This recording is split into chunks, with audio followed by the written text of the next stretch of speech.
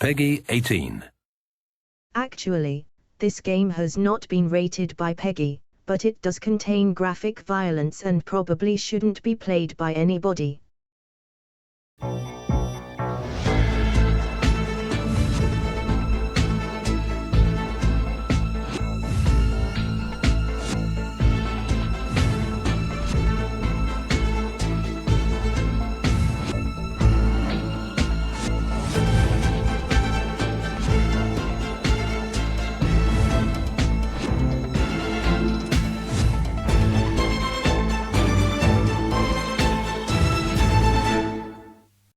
I hope you will sit up, take notice and pay attention, because tonight's pack is all about being observant. That's all I'm going to say. Once at least 12 have joined, we shall begin the process. One of you will be crowned the most observant person in history, whereas 11 of you will fail the observation test, and be humanely disposed of.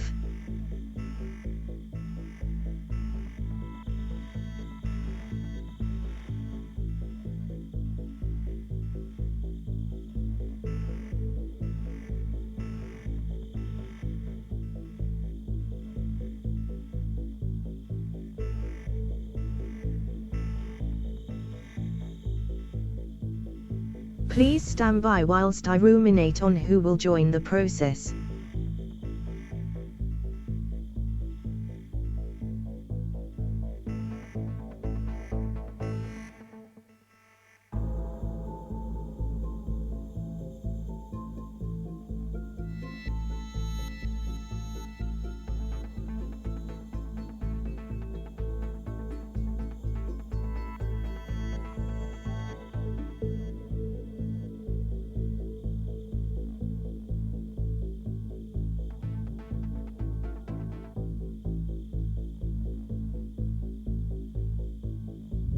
Jogging has joined the process.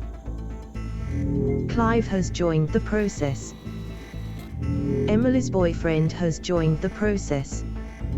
FLYB0Y1 has joined the process. Proogs has joined the process. Hassie Enderville has joined the process. Abm208 has joined the process. Riff has joined the process. Mantissa has joined the process. Colin has joined the process. Shapes has joined the process. Marcini has joined the process. You will face 11 multiple choice questions. Answer on your devices. One player who answers incorrectly will be eliminated at random. In the event all players are correct, everybody is up for elimination. I have decided that it is far more fun for me if you don't know your fate until after it has happened. Therefore, I will not tell you the answer, nor whether you were correct until after elimination has taken place. Isn't this fun? For every correct answer, you will receive 50 pennies. The player who survives the process will receive an additional 500 pennies. Good luck. Get ready for the question.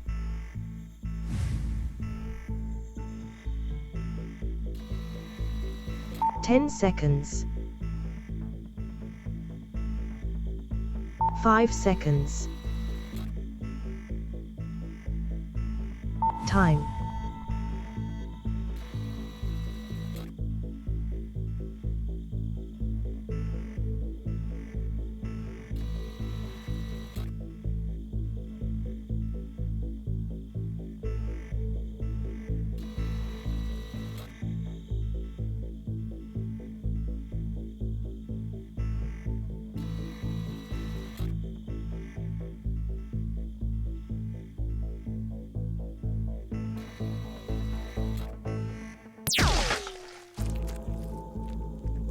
The correct answer was observation.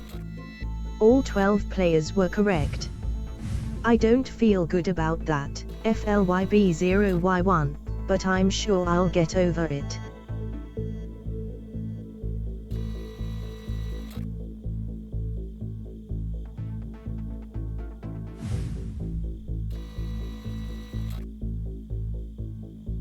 Get ready for the question.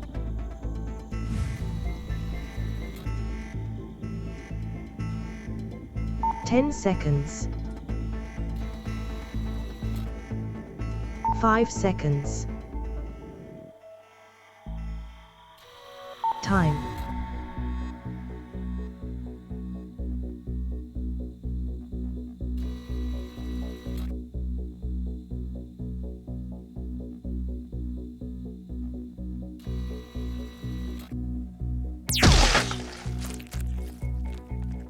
The correct answer was Borealis. All 11 players were correct. I don't invent the rules, Clive, I just uphold them.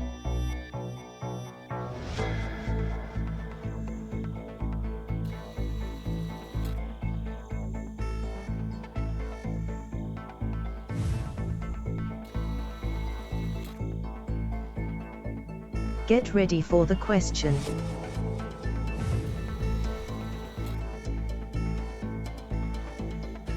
"10 seconds.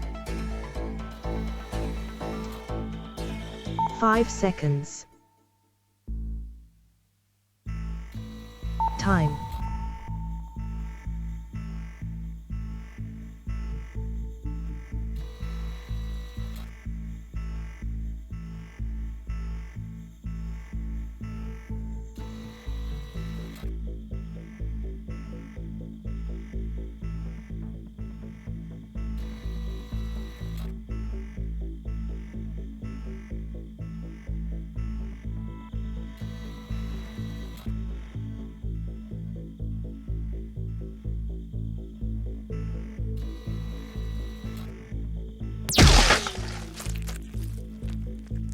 The correct answer was 78. 8 out of 10 players were incorrect. You appear to have gotten some brains on the carpet jogging. We will be billing your estate in the fullness of time.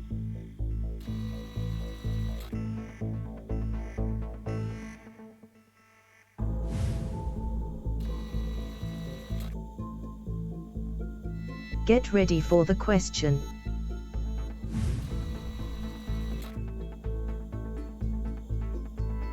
"10 seconds. 5 seconds. Time.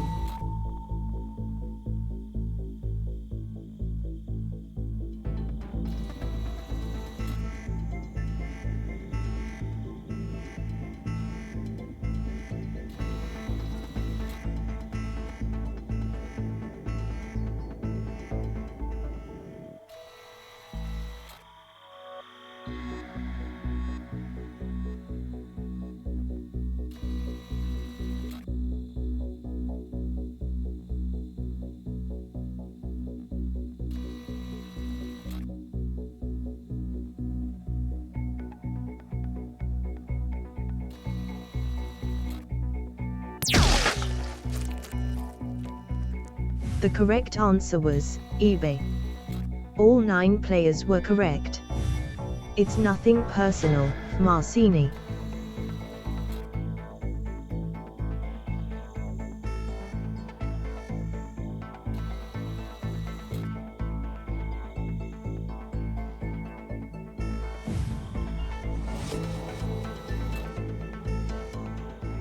Get ready for the question.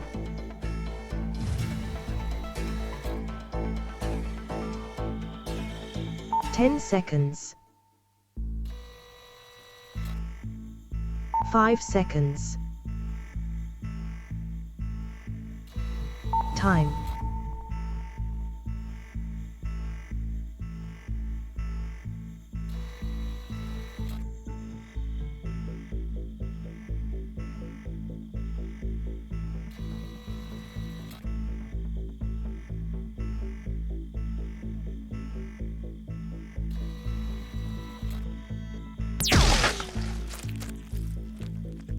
The correct answer was Rococo.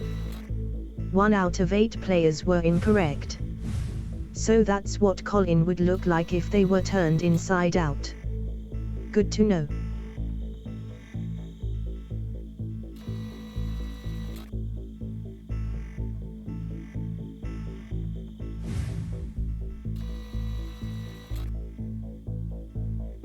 Get ready for the question.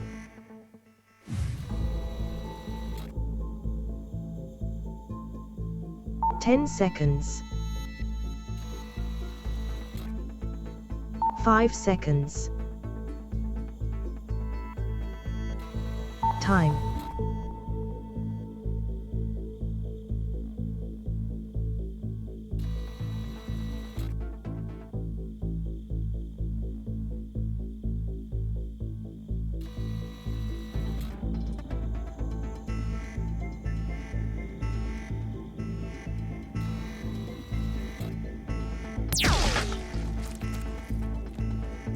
The correct answer was Vince Gilligan. 3 out of 7 players were incorrect. This process can really take it out of you. Riff knows that for sure.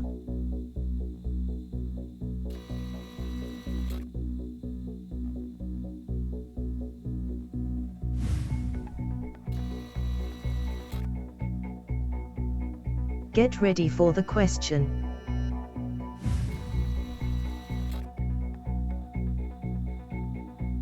"10 seconds. 5 seconds. Time.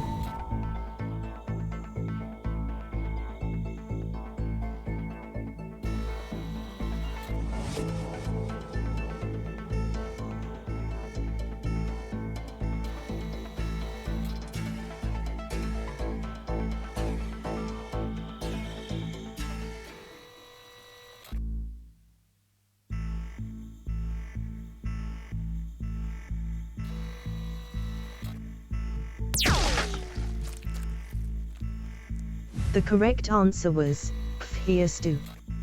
4 out of 6 players were incorrect. It turns out safety mode was disengaged. Apologies for the confusion, Proogs.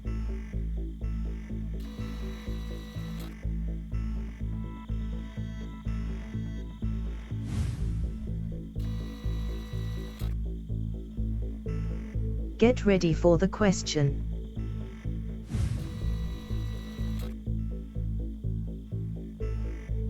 "10 seconds.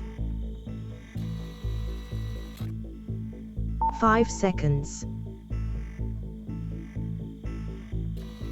Time.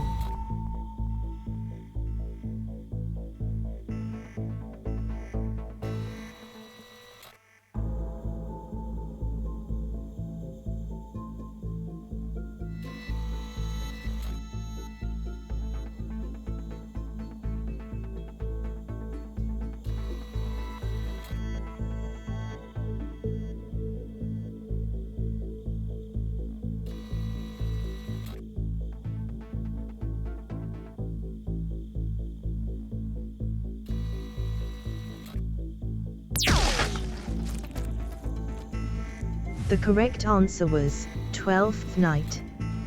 All 5 players were incorrect. I fear that will leave a permanent mark, ABM208. What a shame. What a shame.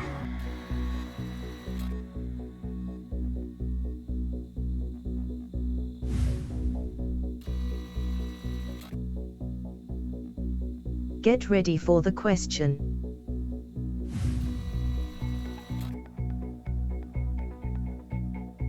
"10 seconds. 5 seconds. Time.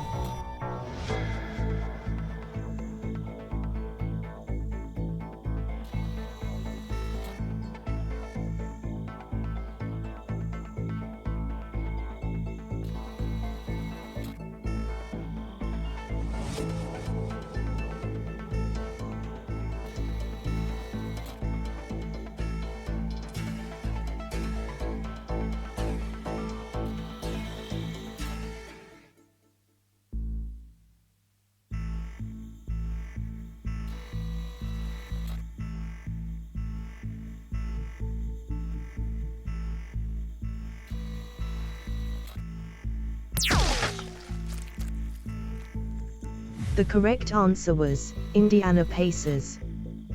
3 out of 4 players were incorrect. Thank you, Emily's boyfriend, for volunteering to test the targeting system. You will be pleased to know that it still works.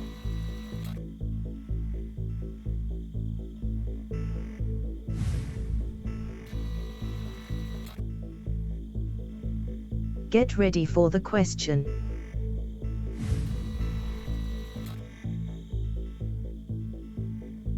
"10 seconds. 5 seconds. Time.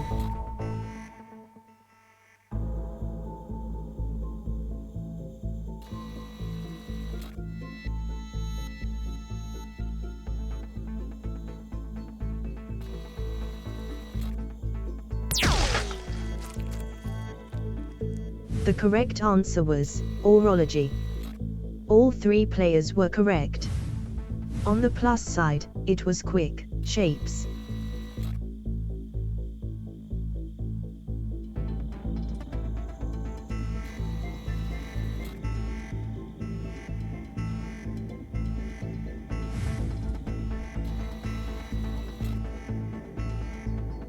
Get ready for the question.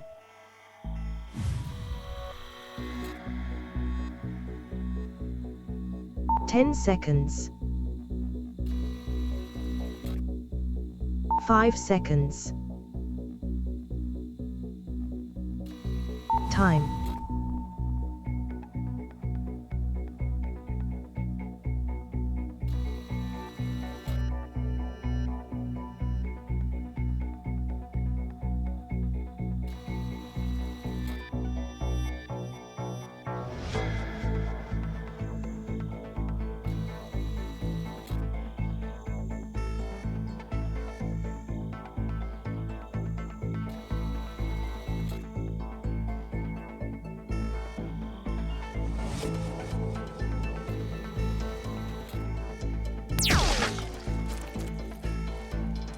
The correct answer was notice. 1 out of 2 players were incorrect. Let us have a moment of silence for our fallen comrade Mantissa. Thank you for the respectful moment of silence.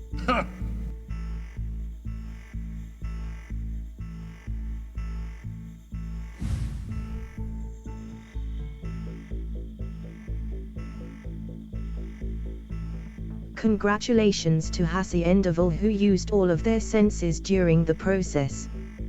Take 500 pennies as a reward. Many thanks to Stimpson Sangle for providing tonight's questions. I wish you all a thoroughly pleasant evening. Until next time, thank you for playing Crossfire. Goodbye.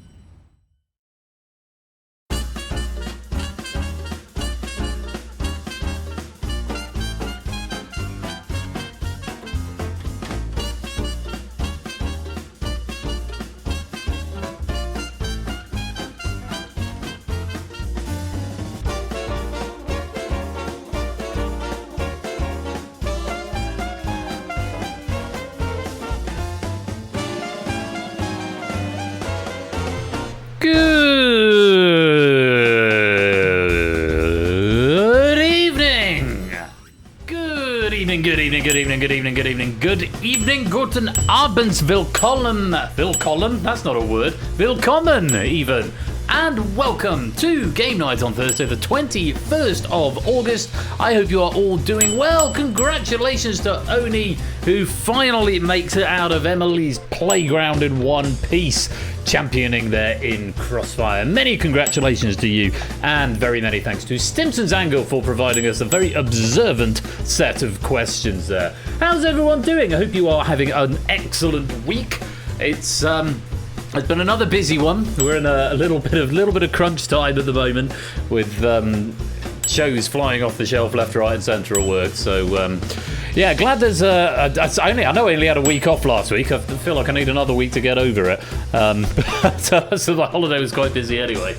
But I am glad that there is a bank holiday on the horizon. Bank holiday Monday, and of course my birthday on Tuesday, which I've also booked off. So yeah, I've got a 4-day weekend on approach, which is very bracing, I think. Very bracing to have a nice 4-day weekend, which I'm looking forward to enormously. How are you all doing? It's lovely to see you all. Who have we got? Good evening to Stinson's Angle and Lewis and Proves and Shapes and Clayton and SJ and AB Me. Good evening, Matt and Lupine, JR and Nando, CJ and Maxio. Hello, Colin. Hello, Michael. Hello, BC. Hello, Oni. Good evening, Toot and Natter, TVP and Flyboy. Good evening, Solomon and Riff, Clive and Davidovich. David. I'll go with David.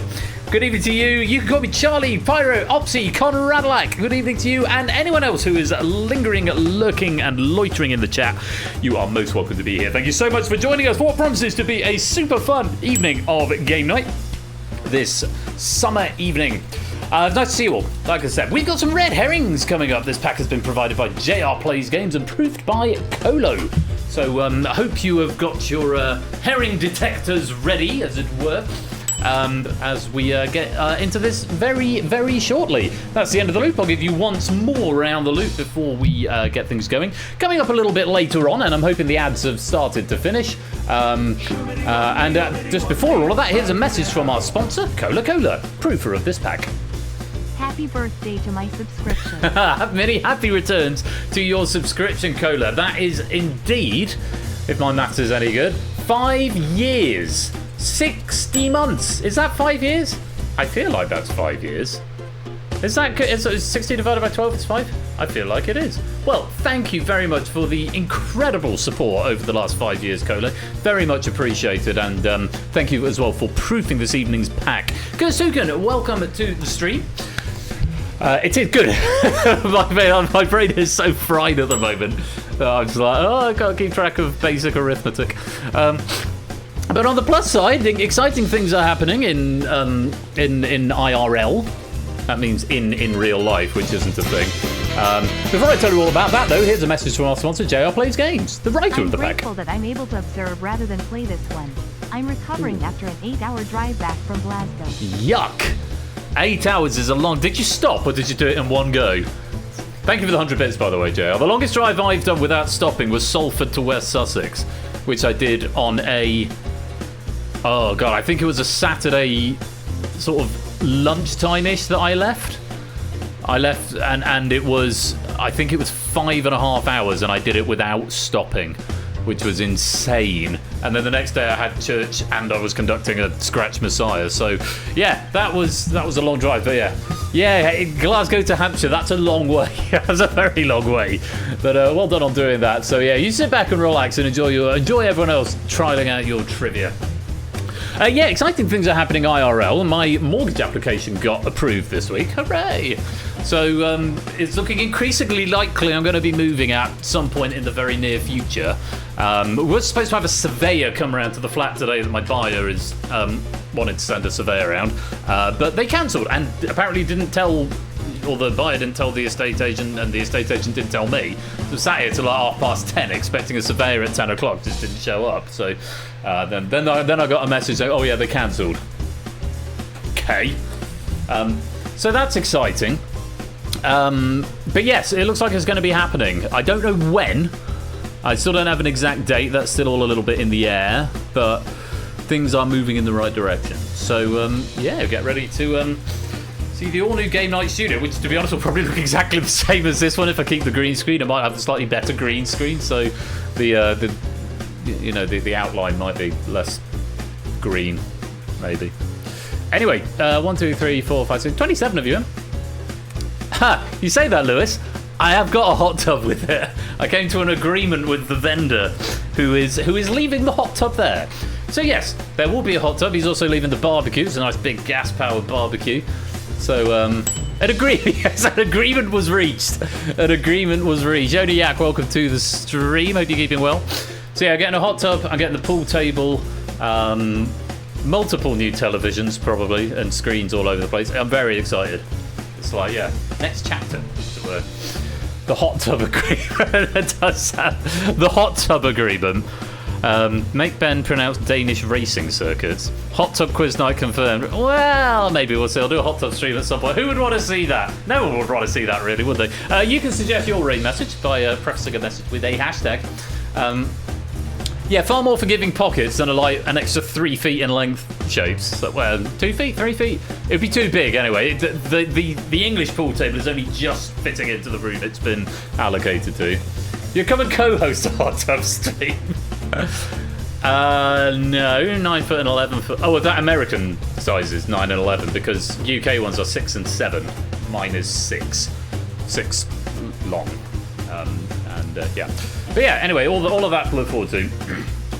Big break, but in the pool rather than snooker. Well, that's what we did when we did Big Break Live last time, and that'll probably happen again as and when, I'm in and settled. There'll probably be another Big Break Live. Because that was so much fun last time. Right, I've done enough yakety yak. So, I think, and there's the end of the loop, so that's perfect timing. Rushmead! How you doing, my dude? Great to have you with us. Do you want to come play? Or are you still working? Everyone say hi to Rushmead. Everyone has to say hi to Rushmead when Rushmead arrives. Are you playing tonight, or are you just chilling? Dog snooker, as demonstrated by Pets Win prizes. Oh my God in heaven. You lunatic. That's crazy. Well, thank you for coming to join us. That probably explains why I've just had a message from another colleague just now on Slack, like 10 minutes ago. So they've only just looked at it. So, yeah, it is. I'll also say, Rushmead is a colleague of mine, as I was saying earlier on. It is having a little bit of crunch time at the moment.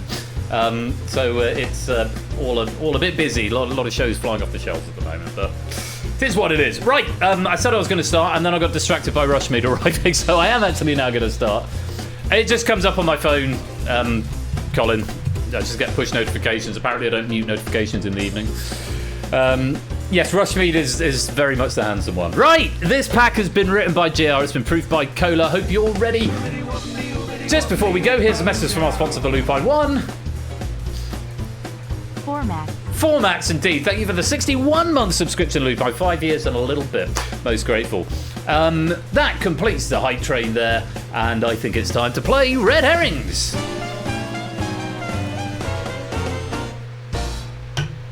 Round 1. It's a bird, it's a plane. It's my worst nightmare. Wake me from my nightmare. No, I don't, prudes. I do not need 2 devices. 1 is fine. I just need to figure out where to turn notifications off. Anyway, answer the 12 questions using the options available. You get 1 point if you get it right. You lose a point if you get it wrong. Abstention is perfectly valid. You do not have to play if you're not sure. You might want to take a calculated risk, but yeah, just be mindful of that. Bonus questions. Bonus questions might appear. They're worth 3 points if you get them right, but they will cost you 3 points if you get them wrong. Again, abstention, a perfectly valid strategy. Give you 2 bonus points if you can get a perfect round and answer all 12 questions correctly. Answers will not be used more than once, but they will still be available to press on the grid. So keep a mental tally of the ones that have gone, because you don't want to accidentally press an answer that's been revealed already. So just keep a mental note of the ones that have already gone. And, of course, avoid those red herrings. 4 red herrings hidden on the grid, and these will never be correct. Yes, all is well. Let's take a look at some options. Hawk Girl, Thor, Black Panther, Scarlet Witch, Deadpool, Ant-Man, The Wasp, The Flash, Doctor Strange, Rocket Raccoon, Iron Man, Green Arrow, Aquaman, Human Torch, Batman, and Spider-Man. Those are your options. And in this round, it is perhaps going in a different direction, proving just so deering already, but it might be going in a slightly different direction from what you might expect. Because what you're going to be shown is a phobia. JR's worst nightmare, a phobia. And you need to find the superhero that a person with each given phobia would least like to be saved from. Okay? I was going to give you an example of the only phobia I can remember, but I'm now not going to do that because that might very well end up being a question. Let's say you had Mothman.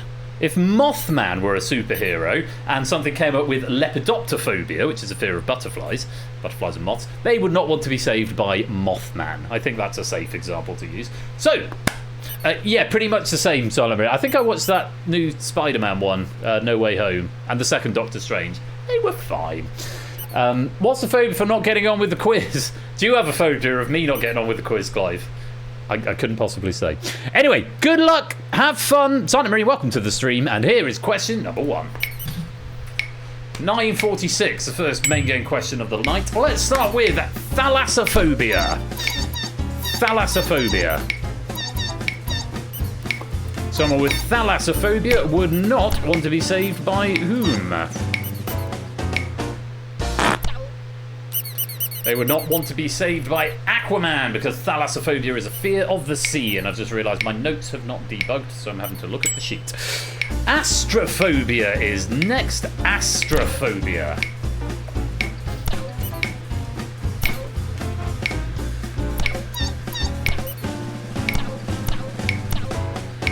Yeah, don't play Subnautica.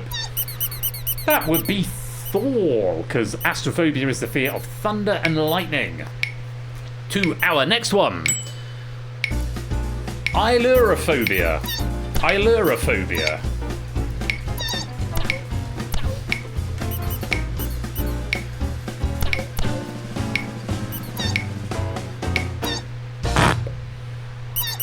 Black Panther is the answer. Ailurophobia is the fear of cats. Fear of cats. Here's our first bonus of the night. +3 if you can find the answer now. -3 if you're wrong. Let's take a little look. Arachnophobia. Hopefully that's 3 points for most of us. That was going to be my example for what it's worth. Go on, make it a sea of green. Go on, Opsy. Oh, Opsy denying us a sea of green. Yes, arachnophobia, the fear of spiders. Spider-Man is the answer. To our next one. Oh, I like this. Wiccophobia. Fluffy Bunes, welcome on into the stream.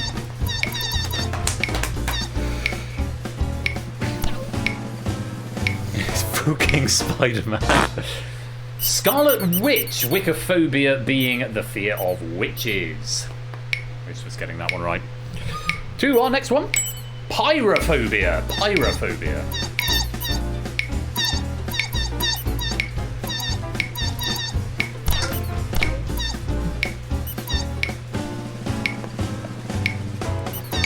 Pyrophobia being the fear of fire.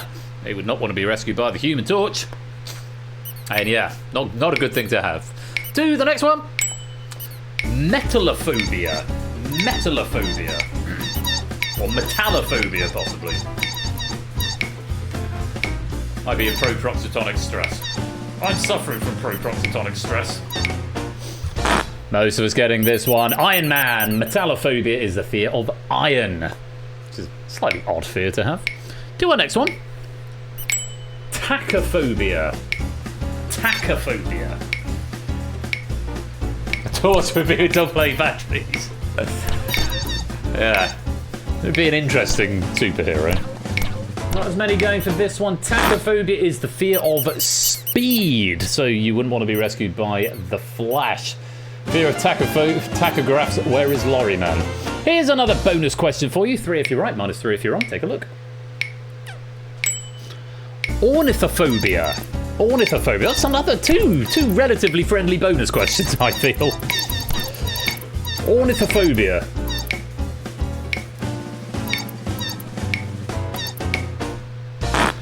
Ornithophobia is the Fear of birds. Ornithologists study birds' ornithophobia. The fear of birds, so hawk girl wouldn't want to be seen. To our next one. Iatrophobia. Or is it latrophobia? No, I think it is an I. Iatrophobia. Oh, cousin Haunted. I did think that when I saw the answer come up. Iatrophobia is the fear of doctors, so you would not want to see Dr. Stephen Strange. Here's a third bonus for you. And we're looking for... Oh, a little trickier, this one. Sphexophobia. Sphexophobia.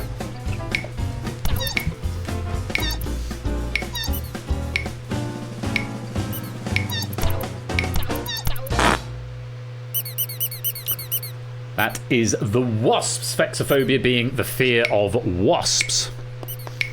And one final question. Chiroptophobia. Chiroptophobia. Fear of Alan Carr. Chiroptophobia is the fear of bats. So you wouldn't want to see Batman show up. And the red herrings there, Deadpool, Ant-Man, Rocket Raccoon, and Green Arrow. Any bonuses to grant on that round? Doesn't look like it, so that is the end of the round. Yeah, I've not got my notes importing in. I think they may have gone into the wrong column, which is probably my bad for not putting headers on the template. So I'm having to look at the spreadsheet. But yeah, I can tell you, Rocket Raccoon doesn't have an official phobia. Closest we could find was raccoanophobia. Deadpool breaking the fourth wall doesn't have a phobia associated with it. Metaphobia is actually the fear of vomiting. It's an interesting one. Green Arrow, not a phobia, but there is a term called target panic that is essentially performance anxiety for archers that makes them not want to lose an arrow. And Ant-Man does have an official phobia. I don't know if it's a fear of Ant-Man or just a fear of ants. Myrimacophobia, and I'm really glad I didn't have to read that one on the on the clock. Myrimacophobia, M-Y. I'm just going to paste it in the chat because I can't read that. That is the fear of ants. Who'd have thunk it? Anyway, not a bad scoring round there by any stretch. Ukuleles, Tipster, Jogging, Naked Grams, welcome all of you to the stream. Lovely to see you here. Hey, if you want to come and play, you need the Unicon and you need the room code, which you can get both there. Lovely to see you all. Yeah, what are we doing? Scores: Solomon Dudley with an early lead of 17. Clayton's in second with 15, and Michael's in third with 14. Going down to the other end, everyone in positive figures, apart from Marcini, who's on -5. But there's you can't lose any more points from here. It's only upward growth from here on out. So let's see if we can turn that -5 into something more positive as we move on to round 2.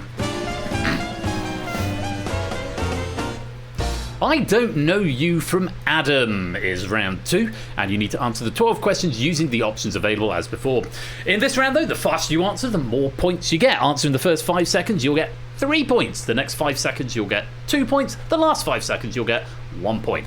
Beware, though, because in this round, if you answer incorrectly, you will be frozen out of the following questions. You not only don't get points for the one you answered, you won't get any points for the one after it either. Bonus questions may appear again, and these are going to be worth a flat rate of 5, so there's no speed bonus. You just get 5 points flat rate if you get the bonus question right. But do be warned, you can be frozen out of bonus questions, so if you get one wrong and the next one's a bonus, that's tough luck. Bear in mind, bonuses will never be first or last, nor will they be consecutive, but you can be frozen out of a bonus and you can be frozen out on a bonus. If you manage to get a perfect game of 12 correct answers, I'll give you 3 bonus points at the end of the round. As before, answers will not be used more than once, so keep a mental tally once the answer has been displayed, and there are 4 red herrings hidden on the grid which will never be correct. Those are the rules. Let's take a look at the options. Driver, Kinzinger, Young, Levine, Schiff, Richmond, Vinatieri, Mosseri, Savage, Lambert, PT, West, Hart Davis, Jones, Smith, and Copeland.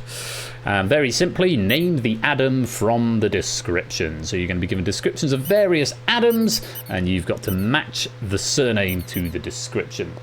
Keep the turn over for Savage. Vinatieri, Mosseri, Savage. So my girlfriend and I, we like to do this when something really good happens. We're having like, something Italian. We're having a tagliatelle. We just say it like that, which is, I don't know. Is that acceptable? It's socially acceptable. We do it at home. It's fine. But that's how that's how the Italians talk. So, and sometimes it's easier to say things like vinatieri with a slight Italian accent. I don't know if the pinch fingers are necessary. Anyway, shall we have some fun? Shall we have some quiz? Be as bad as Eamon Holmes earlier. Anyway, hashtag pinched fingers. I love it. It's just come through as a square on this end, JR, but I do like it. Hashtag pinched fingers. Right, it is I Don't Know You from Adam, round 2. Good luck, have fun. Here's question number 1. Starting with this, creator of electronic music project Owl City. You would not believe your eyes if 10 million fireflies laid up the wall as I fell asleep.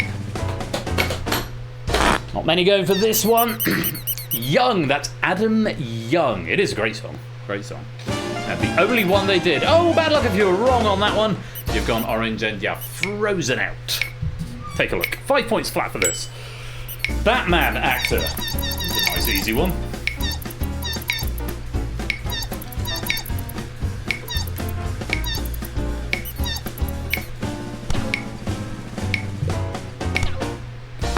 Very generous bonuses tonight. Adam West, Adam West. Rip.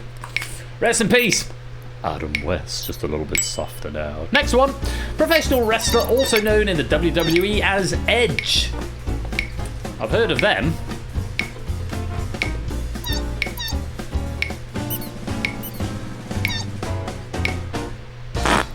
And the correct answer was Copeland. Adam Copeland was the answer. To our next question. Host of Mythbusters. Host of Mythbusters.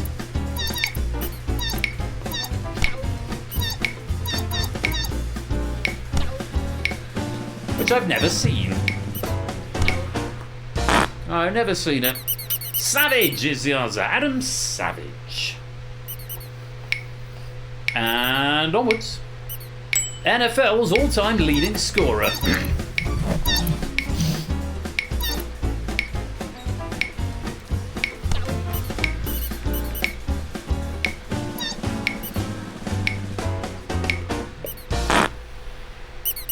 Vinatieri! Adam Vinatieri is the NFL's all-time leading scorer. Didn't know that. Next one. Only continuous member of Maroon 5.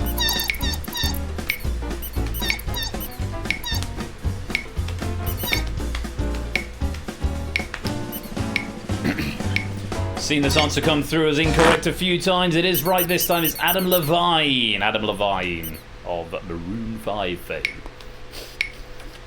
Next one. Author of The Wealth of Nations. Author of The Wealth of Nations.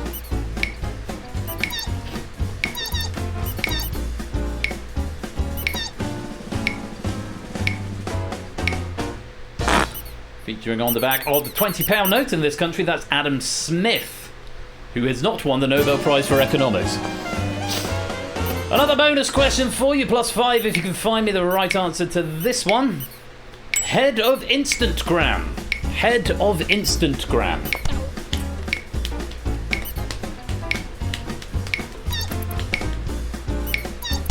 I don't use Instagram. I have an account. I follow a handful of people, but I couldn't have told you the head of Instagram was Adam Mosseri. Adam Mosseri. Of whom I've never heard. Anyone else use Instantgram? It's not my thing, really. Actor, widely known for portraying Kylo Ren in Star Wars. I will finish what you started. That one. He's also been in other films. That's Adam Driver. Adam Driver. 3 more questions. Next one. Presenter of What the Romans Did for Us. Adam whom?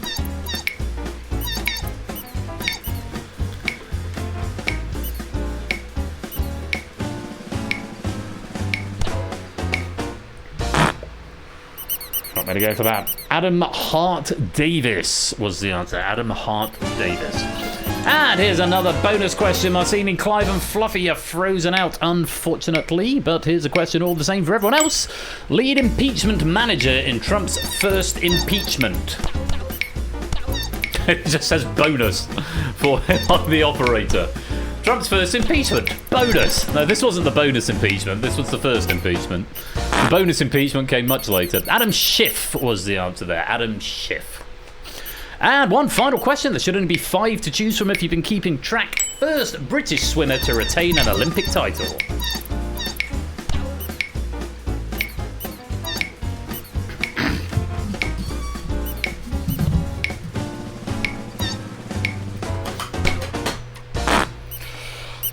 Be Adam Peaty. Adam Peaty was the answer. And the red herrings, rather pleasingly, getting us a bingo, which I don't think I've ever seen before. Kinzinger, Richmond, Lambert, and Jones. And that is the end of round number 2.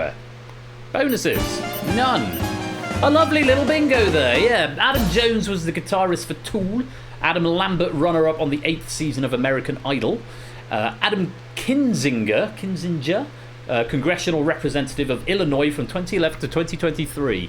And Adam Richmond is the host of Man v Food, which is a show I have seen once or twice back on MTV, I think. Man vs Food used to be shown on back in the days. Anyway, Clayton's got the lead with 47, Michael's in second with 44, and we've got Joggy jumping up the ranks into third with 43. Still 2 more rounds to go, so still plenty of points to go. I think we should go on to round 3, where I think I'm going to say relatively little. Brevity equals wit sold. Or brevity equals wit oversold? Wit time sold? I don't know. Being brief anyway. Answer the 9 questions. Just 9 questions in this round using the options available. This is the accumulator round. So for each consecutive correct answer, you get more points. So 1 for the first, then 2, then 3, then 4, and then so on. Up to 9 for the final question, which means there's 45 points up for grabs in this round. If you give me a wrong answer, it will break your streak and you'll start building up again from 1. If you abstain, it preserves your streak. So you can get the first 3 right, 1 plus 2 plus 3. Abstain on question 4. If you get the next question right, it will still be worth 4 points. So you keep building if you abstain. So remember, abstention can be a powerful tool, particularly if you're not quite sure and you've got a bit of a streak going on. There's no bonus questions in this round, but I will give you 5 points at the end of the round if you can answer all 9 correctly, which means there's 50 points up for grabs in total. As ever, the answers will not be used more than once, and there's 3 red herrings hidden on the grid, and these will never be correct answers. So it's the accumulator round. Brevity equals wit soul, and your options are C L H K F X M A O D N Q. It's like Boggle. Oh, we should totally play Boggle. I should totally do a game of Boggle. That'd be a good warm-up game, Boggle. Has Ash already done something like that? Has Ash done Boggle? He did Hexagon Boggle, didn't he? That's going to be our raid message, is it, Clayton? I like it. Yeah. Yes, my notes here say, make Ben not say things. Get right answer from short clue. That's all the notes you're getting on this one. What it suggests is make Boggle. I'm sure Ash has made Hexagon Boggle.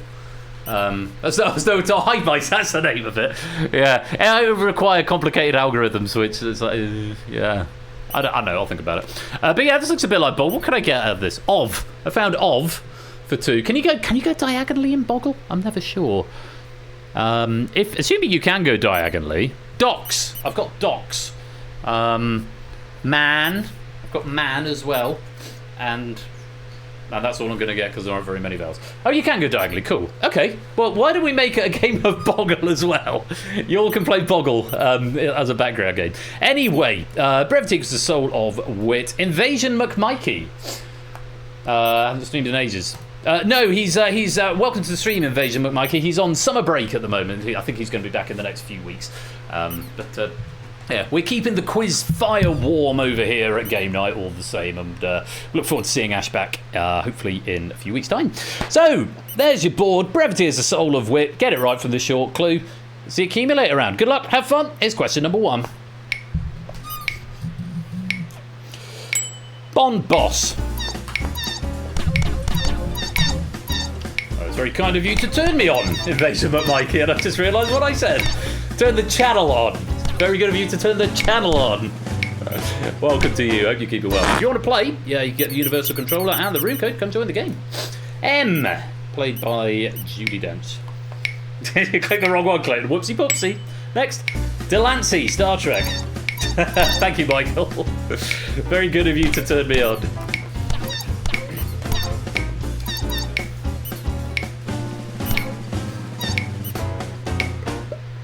That is the indefatigable, mysterious Q, played by John Delancey, appeared in Next Generation and in Voyager and probably others as well. Next, Universal Donor. Purple if you're on a streak, by the way. Strat goes purple if you're on a streak.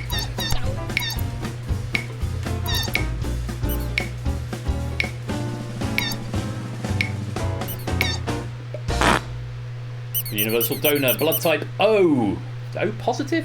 One of them can go into any and one of them can accept any, I think. O positive and O negative. Anyway, next, baseball strikeout.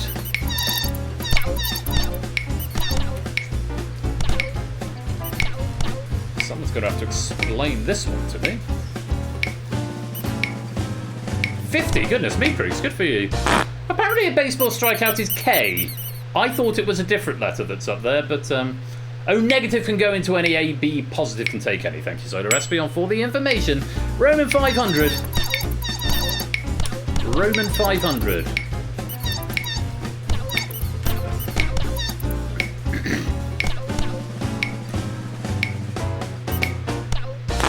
That would be D, and not any of the other letters that might be Roman numerals up there. D is a Roman numeral for 500. Next one. Smallest atom.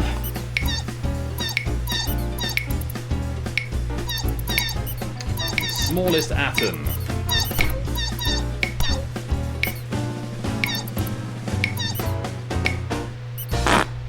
That would be H for hydrogen. Hydrogen, which has a single proton in its nucleus, I think. Someone correct me if I'm wrong. Chess knight. Oh god, chess notation.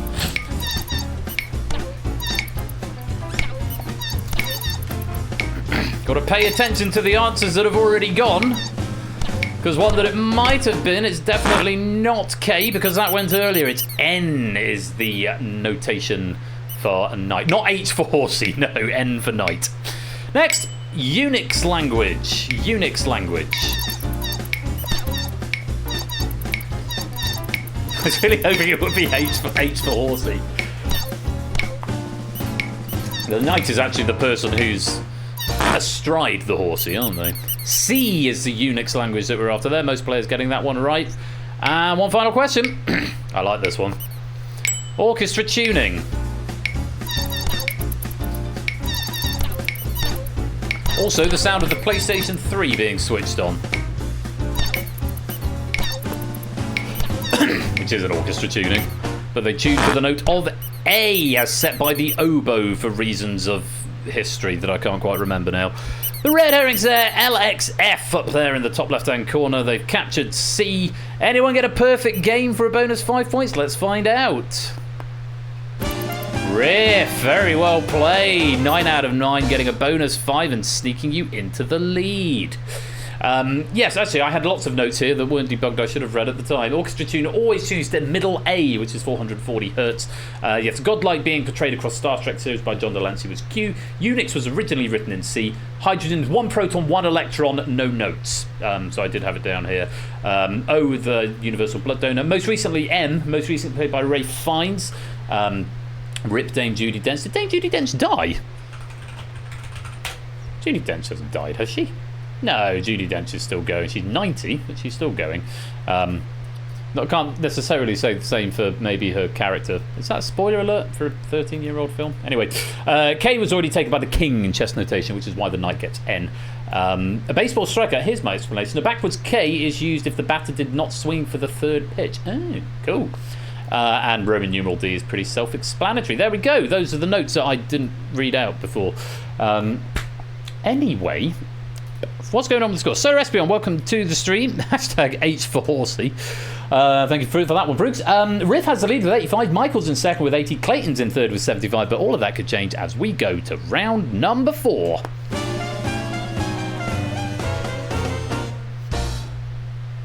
Is red herrings okay? Find the 6 correct answers that fit the criteria. Give me a wrong combination. You'll be told how many you got right and you'll be frozen out for 5 seconds. First player to find all 6 will win 50 points. Subsequent correct submissions win 5 points fewer than the previous player. So 45 then 40, and so you can take 5 off, can't you?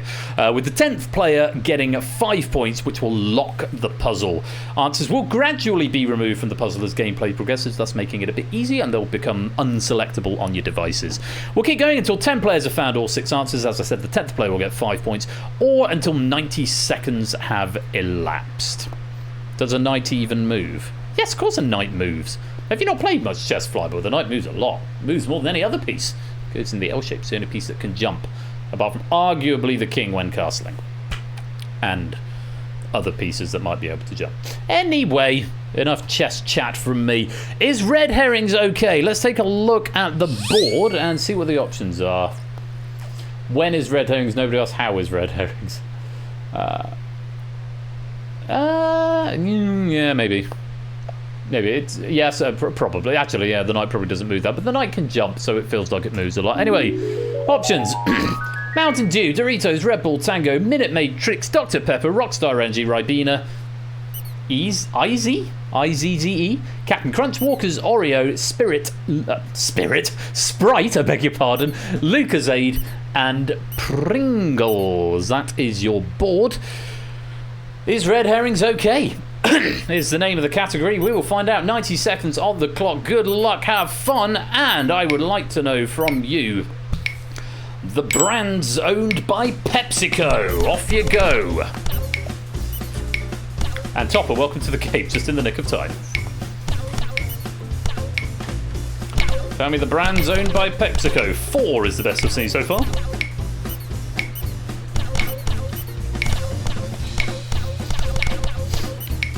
Still some 4s coming in.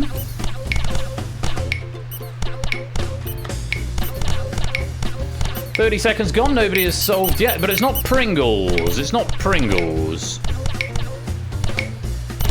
Still no solves. Another 10 seconds gone. There's a 5. It's not Dr. Pepper. Not Dr. Pepper. We're still stuck at 5s. There's a solve. Cursed Toucan versified 6. It's not Minute Maid. Remove that from your train of thought. Lots of 5s coming in now. There's one that you're missing. Who's got there now? Lupine has got there for 45. It's not Sprite. Nando getting there as well. Shapes has found 6 too. 20 seconds to go. It's not Ribena. 5 still the most of the players who haven't solved. AB Me's got 6. Jogging's got 6. Last 10 seconds, time for a couple more if you're quick. It's not Tricks. Clive has got there. Any more for any more? Last chance. Pyro Pygmy finds them, and 4, 5, 6, 7, 8 players solving that before the time expired. And those are the correct answers. Pyro Pygmy just finding 6 with less than 0.4 seconds to go. Oh, goodness me. Very well done. If you did manage to find all 6, a tricky little board at the end there. Tricky final board. Hello, Topper. Welcome on in. So just to go through the right answers, Walker's is a UK crisp brand acquired by PepsiCo in 1989. Captain Crunch, manufactured by Quaker Oats since 1963, a PepsiCo subsidiary since 2001. Doritos, produced by Frito-Lay, a subsidiary of PepsiCo after a merger in 1965. Mountain Dew, acquired by the Pepsi-Cola Company in August 1964. Rockstar Energy, purchased by PepsiCo in 2020. And Izzy, American sparkling juice brand, produced by the Izzy Beverage Company, based in Boulder, Colorado, purchased by PepsiCo in 2006. Boulder, Colorado, that's where the game Firewatch is set. Great game. It's the only thing I know about Boulder, Colorado. Your wrong answers there. Dr. Pepper is owned by Keurig Dr. Pepper. Red Bull's an independent brand. Pringles is owned by Kellogg's. Minute Maid by Coca-Cola. Lucozade by Suntory, which is a Japanese brand. Tango is owned by Britvic. Oreo is owned by Mondelez International. Ribena is owned by Suntory, again the Japanese conglomerate. Trix is owned by General Mills, and Sprite is owned by Coca-Cola. And at the end of all that, well, I say, It is all Focus owned by Suntory, probably that as well. It is all changed at the top. We've got 3 new players taking on medal spots. Riff has just been displaced, much to his great sadness. What a shame. What a shame indeed. But it is AB Me who's going to scoop up the bronze with 90 points. Shapes claims to silver with 98, but just ahead with 5 points by 5 points, with a grand total of 103. And winning the gold medal, it's Ralph. Well, GG's all round. What a lovely game, and it's always interesting when there's a bit of a change around at the end. Lupine claiming his 8th medal for Red Herrings, unless it's already... No, it hasn't added them on yet. 8th medal, gold medal, I should say, for Lupine, for Red Herrings. For Shapes, that is your 3rd silver medal. And AB Me, that is your 9th bronze. Very well done to all of you. All 3 of you, in fact, have got gold, silver, and bronze in Red Herrings before, so... yes, adding more to your cabinets. So lovely stuff indeed. If you just joined the stream midway through that, welcome. Lovely to have you here. We've got another game coming up, and it'll be on your screens in about 5 minutes' time. I'm going to play some adverts if pre-rolls have been disabled. They may not have been yet. I'm going to roll the credits, and when we come back, we're going to be playing The Escape Artist as written by Zeus and proofed by Topper. Thank you very much to both of those. Take this opportunity. You've got about 5 minutes to go stretch your legs, get some more snacks, nip to the loo, whatever you need to do. We'll be back in about 5 minutes. If you subscribed, you'll get to hear some music. If not, you'll see some adverts. But we won't start the next game without you either way. So do stick around for even more trivia fun on this game night. Thank you very much once again to JR for a splendid pack of Red Herrings there. And many thanks as well to Cola for proofing it. I'm going to go get myself another cider. I encourage you all to do the same. And yes, we'll see you for even more trivia with The Escape Artist after the break in just a few minutes' time. See you then.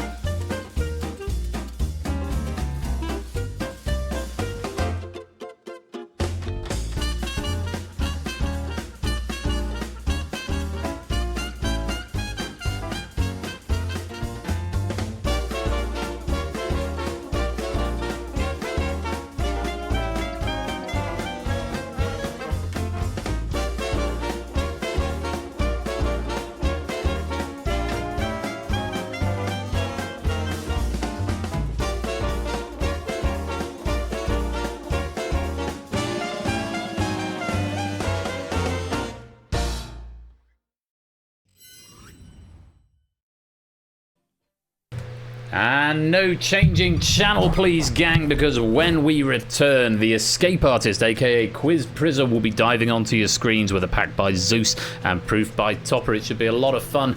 Let me see if I can get adverts running, and if I can, great. A bonus is going to be coming into the chat as well, so make sure you claim that. Don't touch that dial. We'll be right back.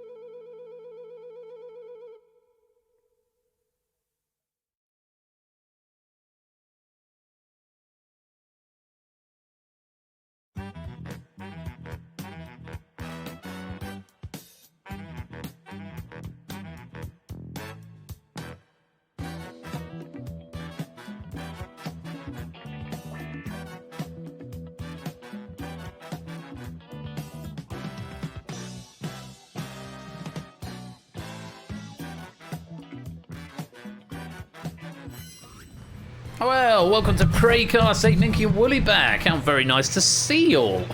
Welcome to the stream. Hope you're keeping well. Did you get adverts? Hello. Hello, not a cat. Hope you're well. Lovely to have you here as well. I like your wavy emoji. Emote, whatever it is. Yeah, hope everyone's doing well. What's the crack, as they say, across the pond, or across the little pond?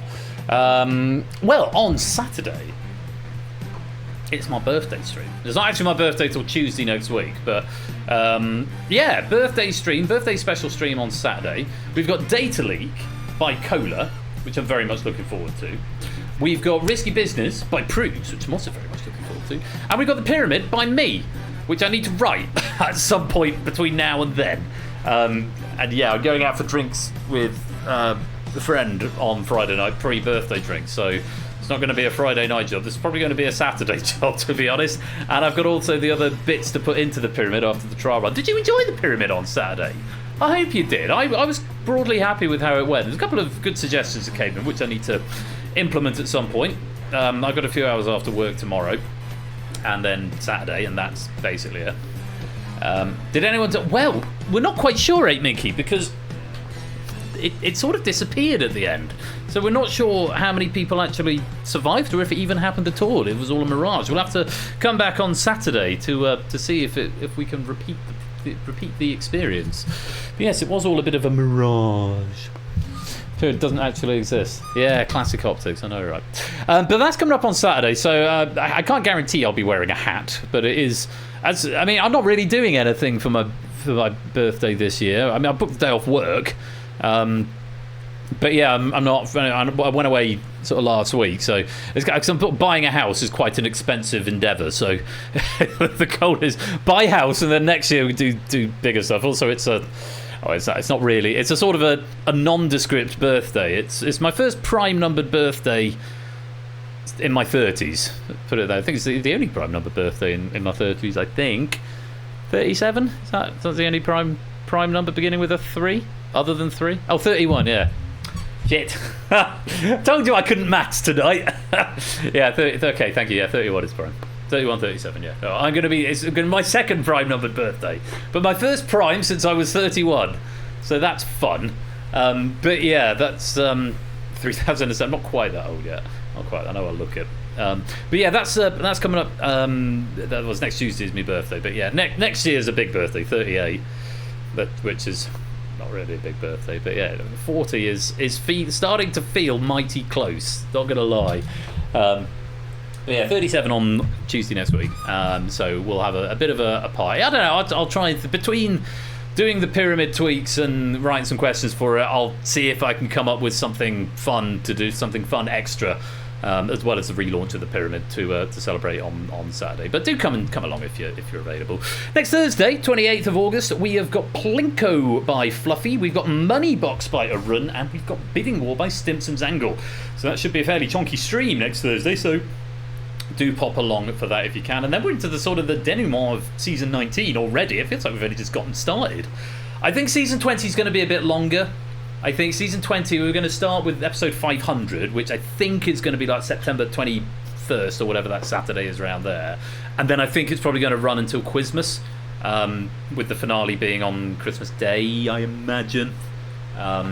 Or possibly on New Year's Day. I don't know. I'm going to see how things pan out over Christmas and New Year, and with the house movie. Season 20 will be a little bit longer, but yeah, season 19 is rapidly coming to a close. On the bottom of the 3 rows on the What's On guide. So as ever, pop along to the Discord and do give us a follow. We're here Thursday and Saturday nights, 8 PM BST.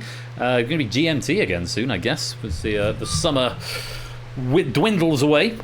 Now, coming up, our next game of the evening, as it is approaching 9:30, 25 past 9 at the moment, is The Escape Artist. It's been written by Zeus, it's been proofed by Topper, and I think there's an awful lot to like about this pack. Comes with high praise from Topper, who's going to, I did see just creep into the end of Red Herrings, so they may be throwing shade and heckling from the wings, and we look forward to that. But I hope you are all ready to play. Universal controllers at the ready. There is the Unicorn that you'll need to come and join this game. Maximum of 39 players in this game, so do get in quick, because we were probably sort of halfway through 30s halfway through our 30s in the last game, and we've had a few more in the audience since then. So do come and join if you want to play the Escape Artist, aka Quiz Prison, because that is starting right about now.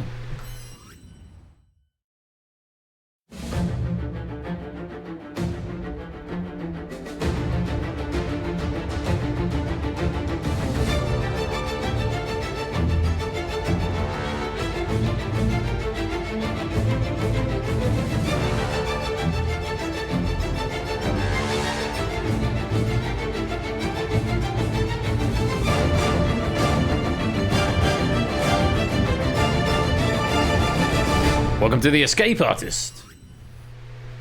Join with the code KRRJ if you want to come and play. 37 is not halfway through your 30s, Prudes. It's halfway through your late 30s. KRRJ is the code.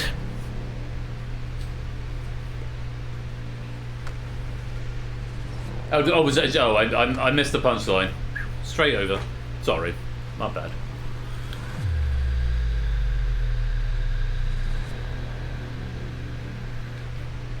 21 of you in already.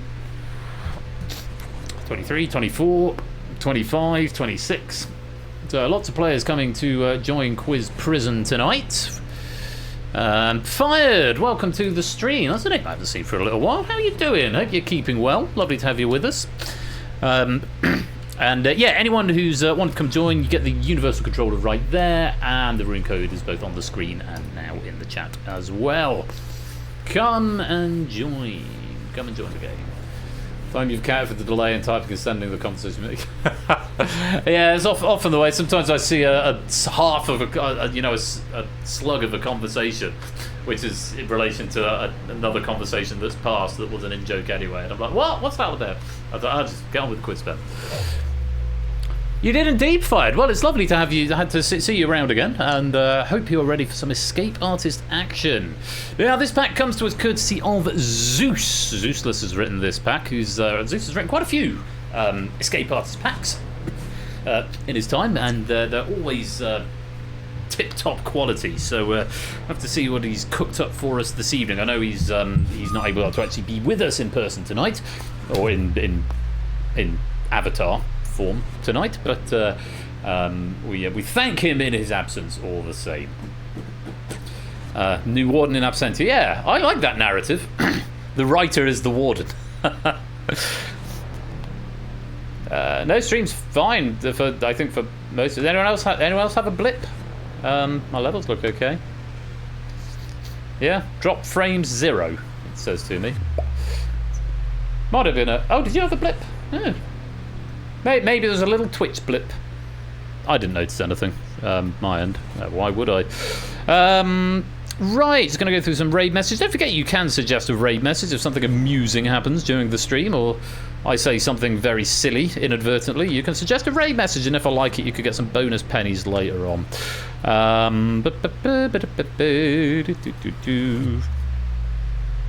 No. Yeah, I've got a handful highlighted at the moment. So any more for any more? Do hashtag your messages.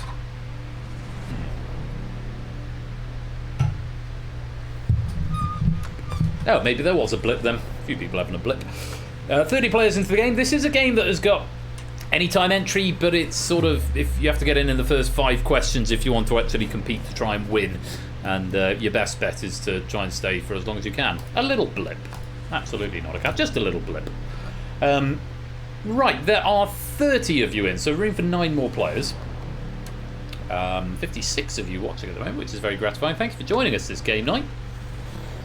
I hope you're having a pleasant Thursday. Oh, what's gone in suggestions? Is this Boggle? Boggle.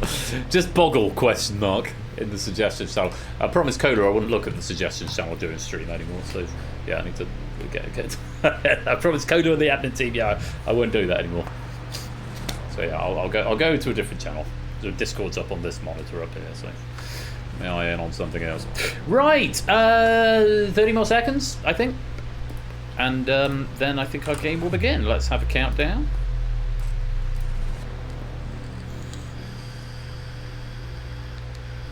My central heating service. I don't know, for months. Central heat, that's a very middle-aged thing to get excited about, isn't it? So possibly middle class as well, but it's certainly a middle-aged thing. Highlight of my week, I've got the central heating service. It's, to be fair, it's good to get it done now when you don't need it, because if it screws up when it gets bloody cold, then you'll be in a right spot of bother, won't you? Because it gets bloody cold up north as well, doesn't it, Prue? Tips just in the next time. How excited do I get about the premium bonds? I actually don't have premium bonds. It's something that people keep saying, oh, you should invest in premium bonds. It's like, no, at the moment I'm in a position where I might need to get my cash at any minute, so I just sort of keep it in a savings account. I did have a letter from the bank this week saying, we're lowering the interest on your savings account. It's going down from 1.05% to 1%. I was like, fucking pog. 1% interest. Just one thing. I had 4 figures in there for most of last year, and I got like 38 quid for the whole year. It was like, should have backed the boot up the arse, I suppose, isn't it? But oh yeah, sorry, the countdown. The countdown expired. The countdown doesn't do anything. Thank you, Cola, for coming to the stream to let me know the countdown has expired. Let's lock you in. 32 players.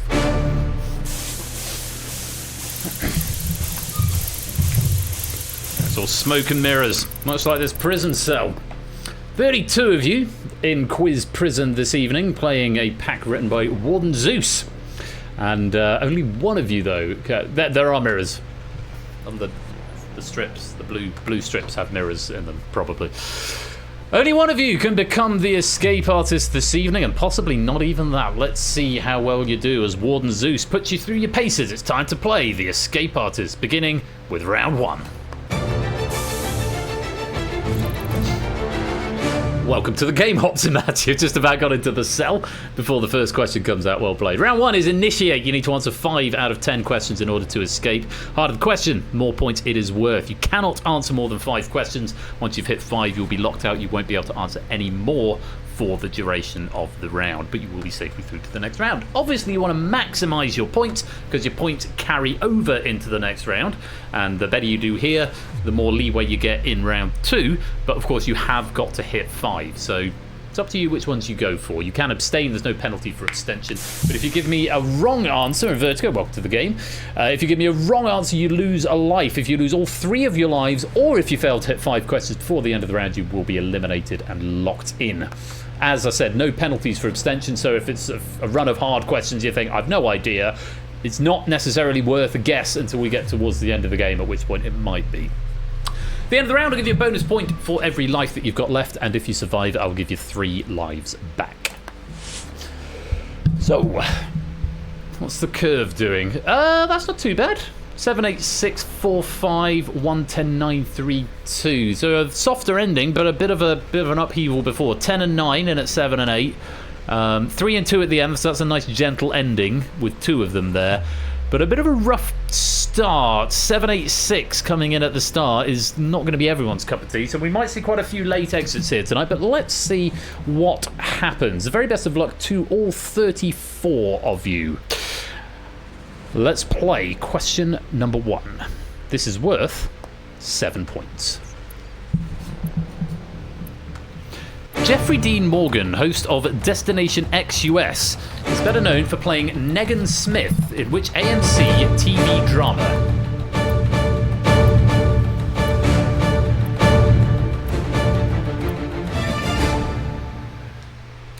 And that's time. 16 players attempted, but they're lit up in yellow. 18 players abstained. They have retained one of the question orders of all time. It certainly is. Players that are not lit have chosen not to play. Correct answer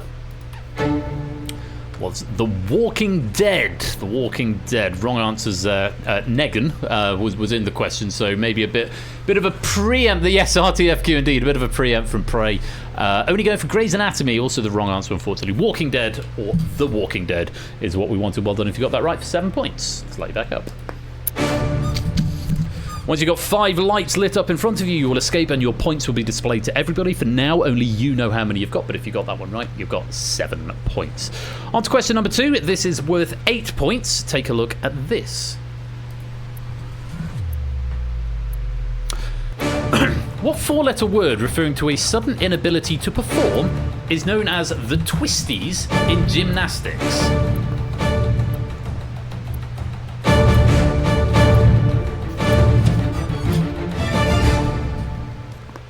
And that's time. 13 players attempting that, 21 sitting it out. The correct answer.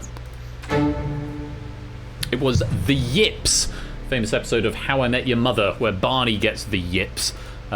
It's styled in a slightly different way in a show that hasn't aged enormously well, but it's still quite funny. But yes, the yips, as we call it, where suddenly you forget everything. So I like when I get to like the 400th episode of Game Night, or the 500th episode of Game Night in a few weeks, and I suddenly forget how to talk.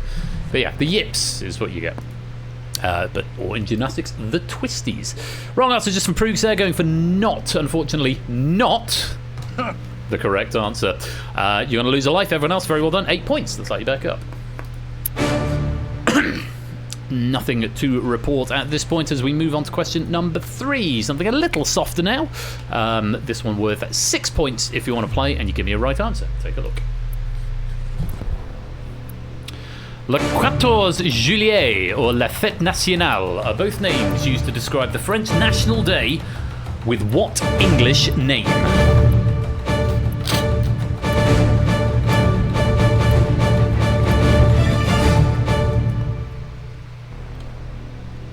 And that's time.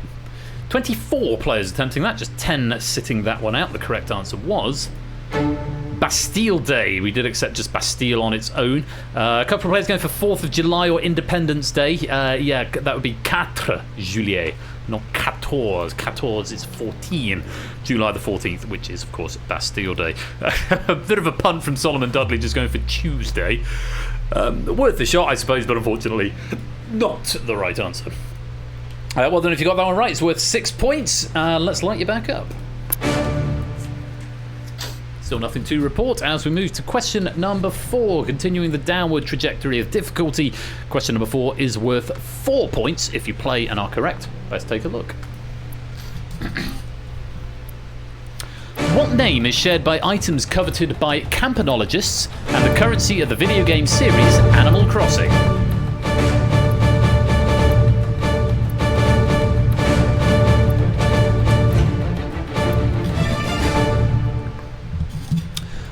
That's time. 32 attempting it, just 2 players sitting this one out. It hasn't condoned the singular, but I will allow you, if you did give me the singular form of the answer, bells. Bells is the answer. And Flyboy going for bell. And Flyboy, Michael, Proogs, and Oni, you all said bell. Flyboy, Michael, Proogs, and Oni all saying bell. That should have been condoned for you. Wrong answers: turnips, seeds, flags, and leaves. Sounds like a slogan for something. Singular bells, bells, bells, bells, etc., etc. Notre of Notre Dame. Yeah, that's a very high note. Top D or top D or something, I think. Campanologists are people who go bell ringing. La Campanella, famous piece of music by Paganini and Liszt. Or Liszt did a transcription for piano called La Campanella, which is the bells. It's a good piece of music. Would recommend it. Bad luck if you got that one wrong. Well done if you got it right. That's 4 points. Let's light you back up. Okay, we've got some lights on the doors. If you've gone light blue, Clayton, BC, and jogging, that means you're 1 away any of the remaining 6 questions, and you will escape to the next round. CJ, you've gone red, which means you're on your last life. 1 more incorrect answer, you will be eliminated. As we move on to question number 5, this one's worth 5 points. 2 questions in a row where they're worth the ordinal number of the question. 5 points for question 5. Take a look. In 2025, what dating reality show's UK edition was won by Tony and Cash, and US edition by Amaya and Brian?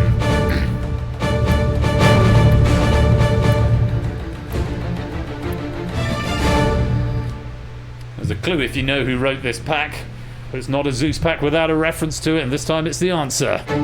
Love Island is what we wanted. Prey going for Married at First Sight. Not the one, I'm afraid. We have got a player due for escape. It's Jogging who's given us his 5th correct. No, I've never seen it either, but yeah, it seemed the obvious pun, especially if you know it's a Zeus pack. Jogging is our first player to escape. Very well done. You won't be able to answer any of the remaining questions in the round, but you are safely through to round 2, and we will see you there. Let's light you back up. Don't blip the CHS before winter. Well, no, absolutely. Now, Jogging is the first player to have escaped. We've got a number of players who are one away at this point and have all gone blue. Clayton, Clive, Lupine, BC, JR, Riff, Michael, Yoniak, Toot, Fluffy and Vertigo. We've got 2 players on their last life as well, Prey and CJ, which is why your doors are red. Question number 6, if you want to play it, is worth a single point. Take a look at this. What milk-producing farm animals make a noise known as a moo?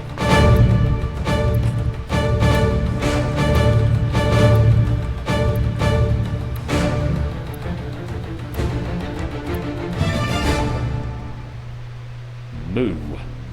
It is, of course, our friends the cows. Yes, cattle or cows or cow, all accepted there. Yes, our friends the cows, they go moo, but not in every country. In other countries, they make different noises. I can't think of any off the top of my head, but Anya might burst in a minute and tell us what the cow says in Russian, but it's not moo, I know that. Yoni Yak, you're the second player to have escaped. Very well done. 5 correct answers. You won't be able to answer any more, but we will see you in round 2. Let's light you back up. 16 players answering that one, 16 players getting it correct. Clayton, Clive, Lupine, Nando, BC, JR, Riff, Michael, Toot, Fluffy, Pyro, Natter and Vertigo are all one away from escaping, and Prey and CJ, you're on your last life, so do tread carefully. So trust me, bro, yeah. Should have been an 8, yeah, I thought it was much harder than a 1-pointer, definitely. So, from the easiest question of the lot to the hardest question of the lot, question number 7 is worth 10 points. If you can give me a correct answer. You maybe don't have to play, but take a look and see what you think. The name of what glass used for serving straight-up cocktails contains the names of 2 fictional detectives from Dashiell Hammett's novel The Thin Man.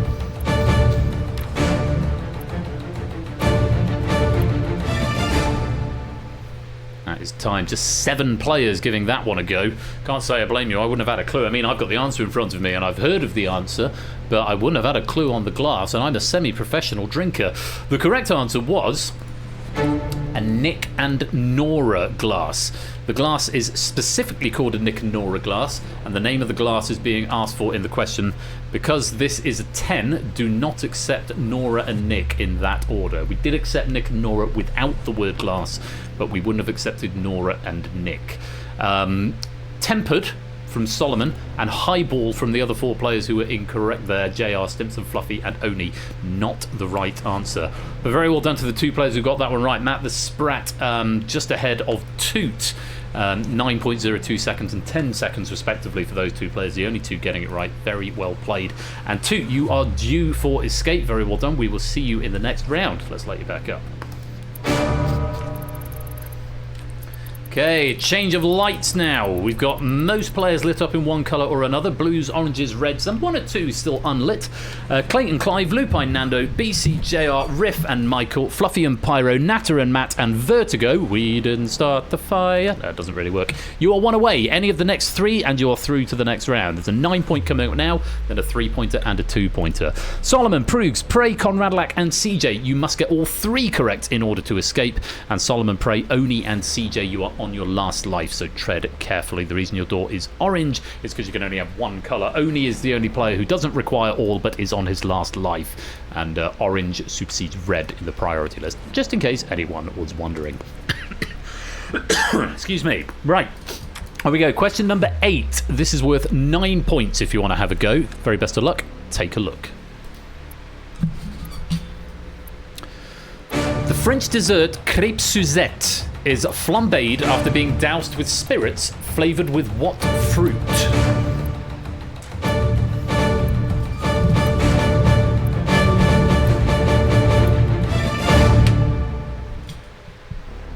Lots of players attempting that one. 22 giving that one a go. Just 12 players abstaining. The correct answer there was orange. It was orange. We did also accept tangerine. So yeah, Cointreau might be something that you use to to douse a crepe Suzette. Wrong answers there. Cherry, strawberry, apple, strawberry, peach, plum, apple, peach, peach, apple, cherry, raspberry, and lemon. I cannot accept any of those answers. So I've got some good news and bad news. Good news for 3 players, Lupine, Riff, and Matt the Sprat. Very well done. You are through to round 2. You won't be able to answer either of the final 2 questions in this round, but we will see you in round 2. Sadly, though, we have got some players for whom their road has come to an end, either because they're out of lives or because there aren't enough questions left for them to hit the 5. In any case, Solomon, Proogs, Prey, Conrad Lack, and CJ, thank you all very much for playing, but it is the end of the road, and it's lights out. But of course, do continue playing along for bonus pennies along the way. You can still get pennies for every question that you get right in this game. So, I think everyone is now either escaped or a colour, because we've got Clayton Clive, Nando BC, Colin JR, Michael Fluffy, Pyro Shaped, Fired, Woollyback, Oni, Natter, and Vertigo, who are 1 away, either the 3-pointer or the 2-pointer, and you're into the next round. AB Me, Maxio, Flyboy, Stimpson's Angle, Cola, Silver Electron, Tipster, and Optimat. You need both of them. And Flyboy, JR, Stimpson, Pyro, and Oni, all on your last life. So, let's go on to question number 9. This one is worth 3 points if you would like to play it. Let's take a look. Known for her roles in Legally Blonde and Walk the Line, Laura Jean Witherspoon is better known by what first name?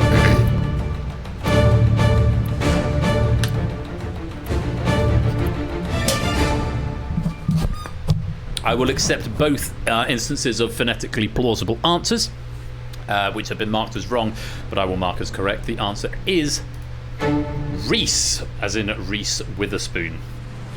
Curiously, that's the same name as the guy who's selling me his house, although that is spelt as both Cola and Stimpson's Angle spelt it, which is with a C, which I will accept. Prey also, yeah, that's phonetically plausible. Prey, I'll let you have that as well.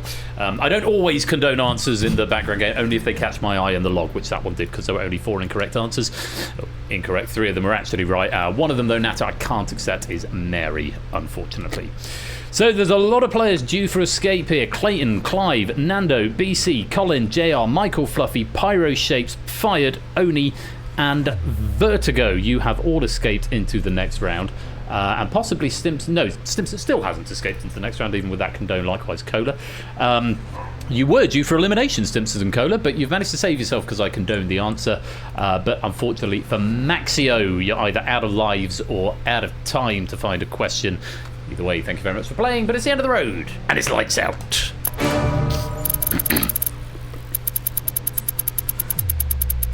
Lots of escaping players there, which means we come to the final question, worth 2 points. AB Me, Flyboy, Stimpson's Angle, Woollyback, Cola, Silver Electron, Natter, Tipster, and Opsy requiring this question in order to escape. Flyboy, Stimpson, and Natter academic at this point, but you are also on your last life. Question number 10, worth 2 points. Take a look. Born in Honolulu, Hawaii, who was the 44th president between 2009 and 2017?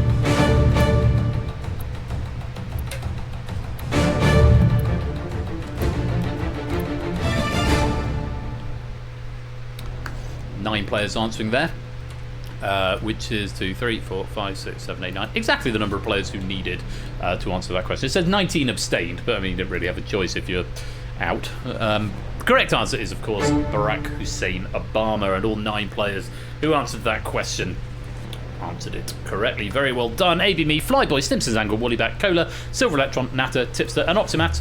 You're through to round 2. Let's light you back up. So, after 10 questions, 28 players have escaped and 6 have been eliminated. The game goes on and we play on to round number 2. Round 2 is sustain. In this round, you've got to reach the target value in order to escape. The target is set by the highest score plus 15. So whoever got the most points in round 1 add 15 that will be the target. Each question is now worth 5 points, which means even the player who's done best must get at least 3 questions right in order to escape. Answer incorrectly and you lose one of your 3 now refreshed lives. Lose all 3 lives or fail to reach the target before the end of the round and you will be eliminated. Once again, there's no penalties for abstention, but do remember that if you run out of questions, you will be eliminated. If you run out of questions and can't make that target, you will be eliminated, and the fewer points you got in round 1, the more questions you're going to need to answer now. Unlike round 1, you may continue answering questions after you have escaped this time, but remember you can still be eliminated if you run out of lives, so there's a little bit of a jeopardy edge. You can maximise your score, but yeah, lose too many points or lose too many lives and you can still be eliminated even if you had escaped. At the end of the round, I'll give you a bonus 2 points for every life that you have left. However, remember, you've got to hit that target before those bonuses are applied. If the target is 45 and you finish on 44 and 3 lives, even though you'd round up to 50, you haven't hit the target, so you would still be eliminated. So make sure you get to the target before the end of question 10. So let's take a look at what the target is. It's 54, which means it's 39 is the high scorer, and it looks like that has been set by Matt on the middle row over on the left-hand side. Matt, you are the high scorer, which means you only need to get 3 questions correct in order to escape. Everyone else, you're going to need at least 4. And hopefully your devices are telling you exactly how many you need at this point. So, for 5 points, I think we should begin the round. 5 points for this, our first question in sustain. Take a look. Which dwarf planet is the largest object that lies between the orbits of Mars and Jupiter?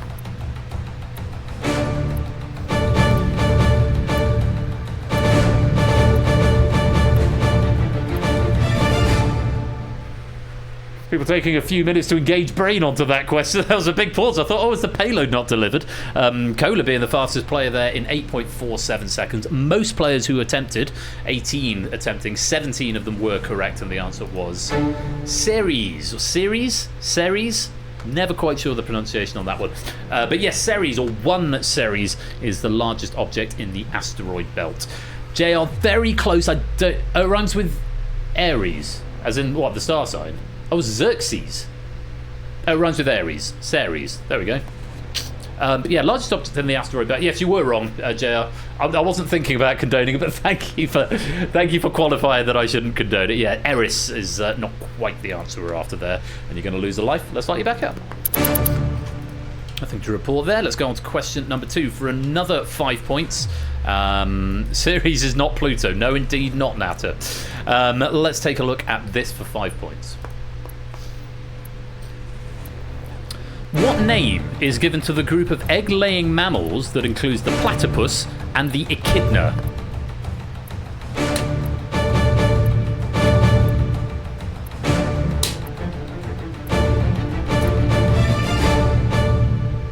Slightly trickier question here. This is something that's in the back of my brain, but I probably wouldn't have been able to find it in time.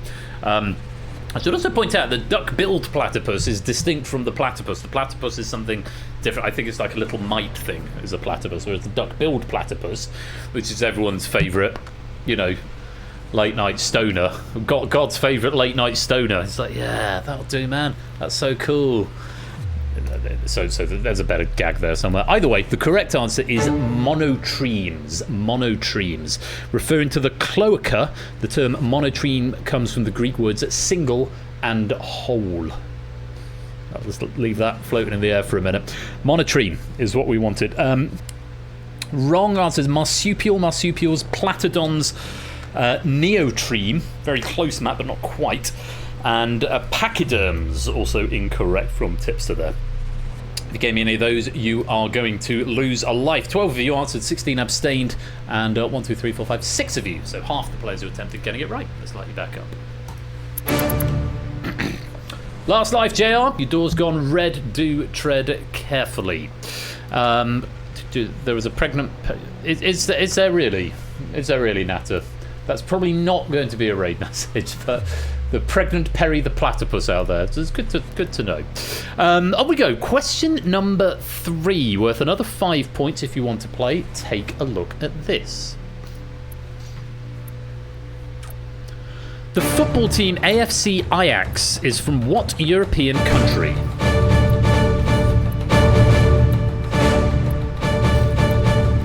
will not, Clive.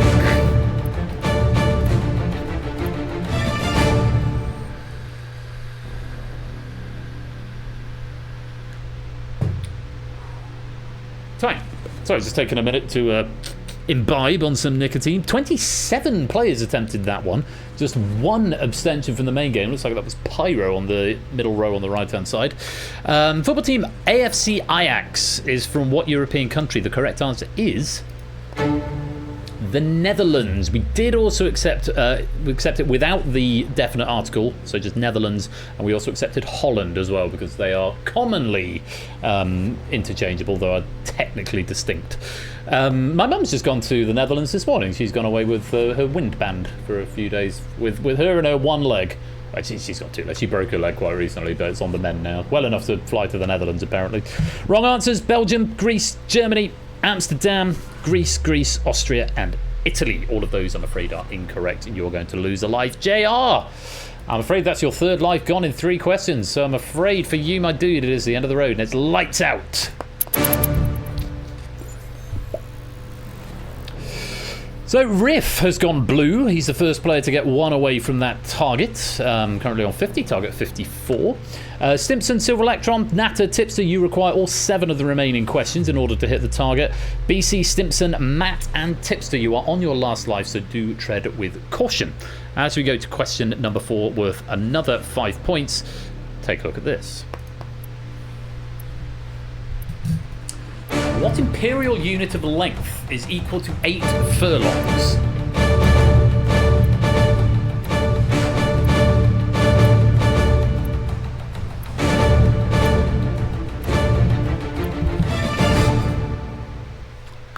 (26) attempting. Just the one abstention there. I can't see at a glance. I should probably debug that. AB me, I think, over on the left-hand side in the middle. The correct answer, 8 furlongs. Yeah, I don't add that to suggestions. I'm not going to add that, because it's only if there's one player that I'm even remotely interested.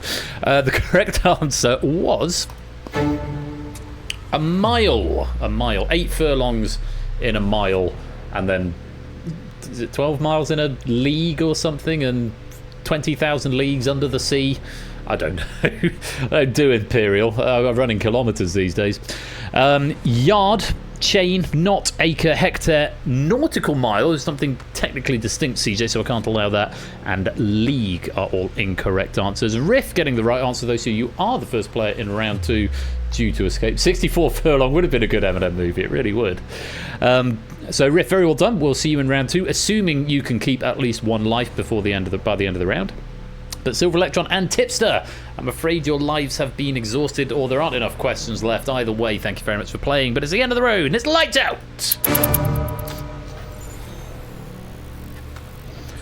Toot and Jogging now 1 away. The top left players going blue. Flyboy, Stimpson, and Natter, you require all of the remaining questions. BC, Stimpson, Angle, and Matt, you are on your last life. As we approach the midpoint, question number 5, worth another 5 points. Yep,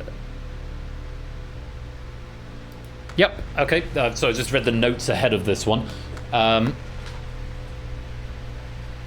I use my discretion. I don't talk to Zeus, he's not even here. But let's take a look at question number 5 for 5 points. Patricia Routledge played which character in the 90s British sitcom Keeping Up Appearances?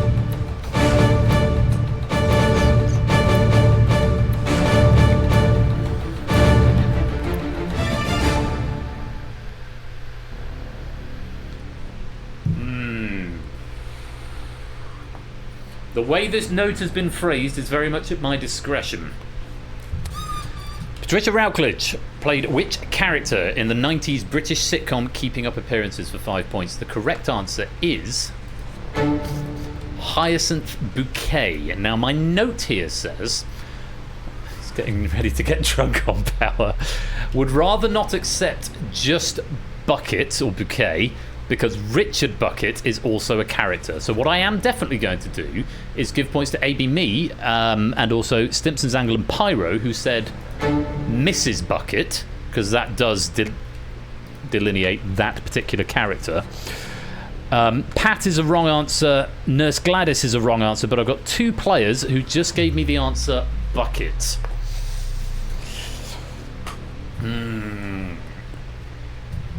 It's the bucket woman. Yeah, I think based on it's the bucket woman, I am going to allow bucket. I'm going to overrule the note. It doesn't expressly say don't accept. It says would rather not accept. I am going to err on the side of being accepting, acknowledging knowledge, acknowledging the general thrust of the right answer, if you like. So as soon as I can find either Nando or Otzi, there's Otzi in red, which should hopefully light up. Nando down there in the right-hand corner for giving bucket. Yes. Yes, the other character is male, which is why I could accept Mrs. Bucket, but I had to think about Bucket on its own because there's Richard Bucket and Hyacinth Bucket as well. So, either way, moving on.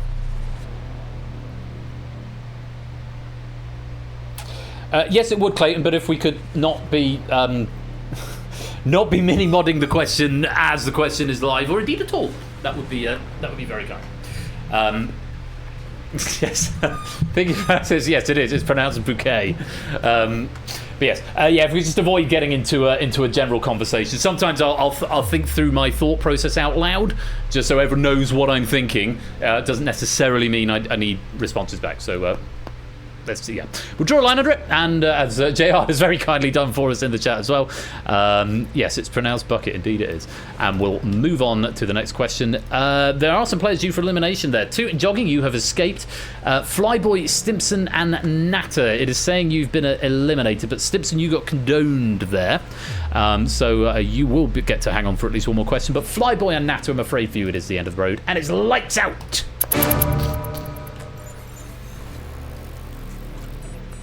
She's the one with the Mercedes sauna and room for a pony. Oh, I love keeping up appearances.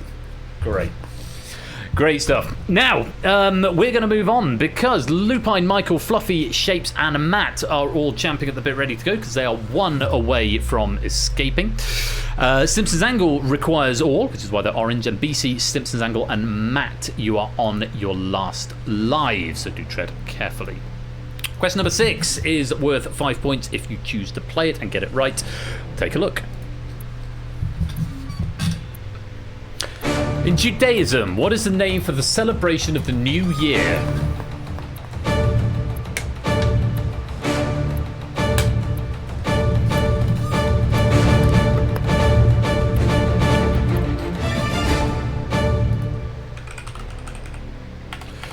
It's my shame, I don't know what this is, but it's it's there. Cool. The correct answer, Rosh Hashanah. I think Hanukkah is the is sort of the Christmas festive celebration.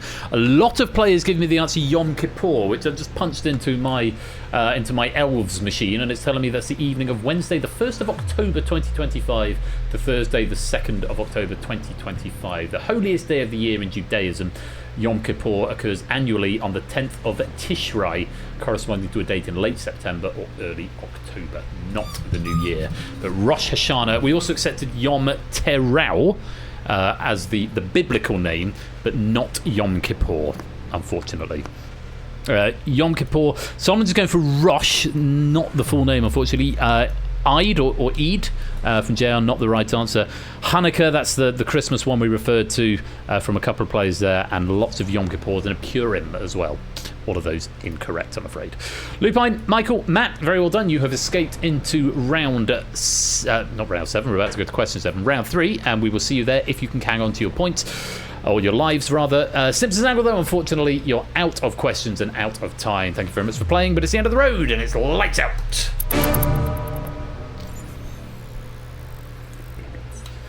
Oh, it's a very pretty array of colours up there in prison tonight, isn't it? Clive, Fluffy, Shapes, Opsy and Vertigo, you're 1 away. Aiden, me and Pfired, you require all of the remaining questions, and BC, you are on your last life. 4 questions left, still 20 points up for grabs. Remember, if you've already escaped, you can still be eliminated, but you can also increase your score to give you the biggest advantage in the final. Let's take a look at question number 7 for 5 points. In 2025, who became the first Italian man to win the Wimbledon Men's Singles Championship?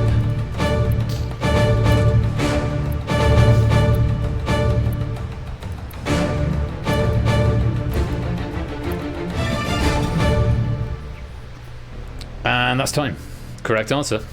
Yannick Sinner. He beat Carlos Alcaraz in 4 sets, if memory serves.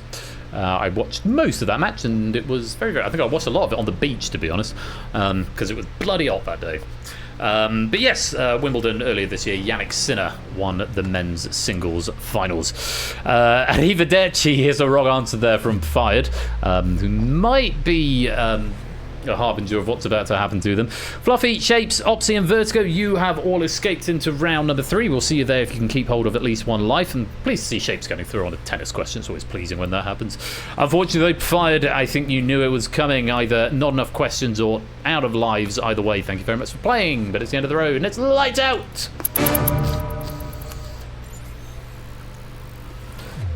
So, with 3 questions to go and 15 points available, Clayton, Clive, BC and Oni, you're 1 away. ABM and Pyro, you require all 3, and BC, you are on your last life. So, how will you fare with this question worth 5 points? Take a look. Now famous for reminding us that nothing beats a Jet 2 holiday, Zoe Lister previously played the role of Zoe Carpenter in which British soap opera?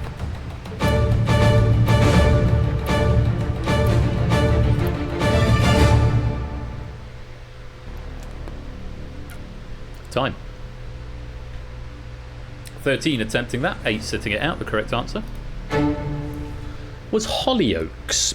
Wrong answers: EastEnders, EastEnders, EastEnders, Coronation Street, My Family, Crossroads, Emmerdale, Corrie, EastEnders, EastEnders, EastEnders, all of them incorrect. The note here from Zeus: Ben, I would appreciate it if you could recreate the Jet 2 holiday sound clip as part of this question, please and thank you. Zeus saying that like he imagines I maybe watched Hollyoaks at some point. I must have been the only student in my halls of residence when I was at uni that didn't watch Hollyoaks. I don't think I've ever seen a full episode, and I don't think I ever will. So I'm afraid I cannot recreate the Jet 2 holiday sound clip because I've no idea what it sounds like. Like an Eldorado guy. No, I was a Deal or No Deal guy. I used to skip seminars so I could go back to my halls of residence and watch Deal or No Deal. Oh, 2006 was a wild time. Anyway, BC, very well done. You have escaped into the next round, assuming you can keep hold of at least one life. But AB, me and Pyro, it's not to be on this occasion. Thank you very much for playing, but it's the end of the road and it's lights out! Hollyoaks After Dark. So I haven't seen a Jet 2. This is the thing. Jet 2, it would have been a sponsor. I imagine it would have been Hollyoaks is sponsored by Jet 2. Nothing beats a Jet 2 holiday or something like that. But it would have been in a TV advert voice. But I don't know. What are separate things? Was that not better? I just sort of know what soap sponsorship voices sound like. Every ad on every app is it? I don't think I've ever seen a Jet 2 ad. Honestly, no. I'm moving on from Jet 2 and Hollyoaks. I'm going to go on to question number 9. Clayton, Clive, Oni, you're 1 away. Nando, Colin, Yoniak, Woollyback, and Cola, you require all. And Nando and Yoniak, you are on your last life. So do tread carefully. Oh, that's a good question. I probably wouldn't know the answer, even though I look at the question, I feel like I definitely should know the answer. Anyway, see what you think of it. Question number 9 for 5 points. Take a look. What is the name of the high school attended by Danny and Sandy in the film Grease?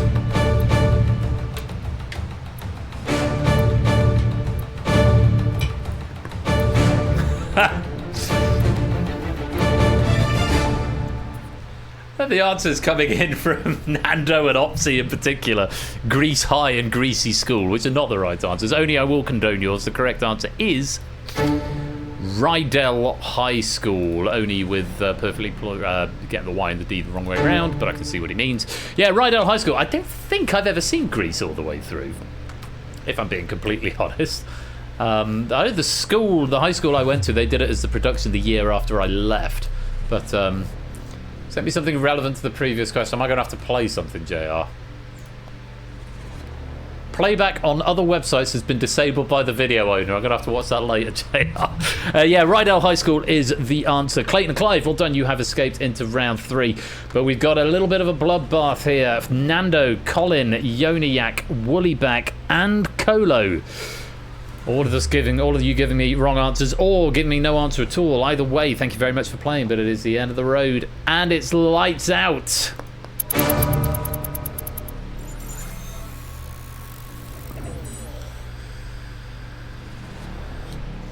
Well, this is unusual. My log says there is nothing to report, which means that nobody is on their last life and everyone who is still in has already escaped. So, as Clayton is suggesting, pressure is off. Why can I get the answer in the background but not in the main game? Oh, yeah. So often the way, isn't it? So, everyone here has already escaped, and you can't be eliminated on this one. You've all at least got 2 lives left, presumably, according to my debug, anyway. Just this one question, everybody lives. Yes, I already did. So, yeah, not everybody. Well, we're going to play it anyway. Opportunity to expand your points. Take a look. Question number 10 for 5 points. Have a look at this. In a standing human, what is the largest bone above the neck?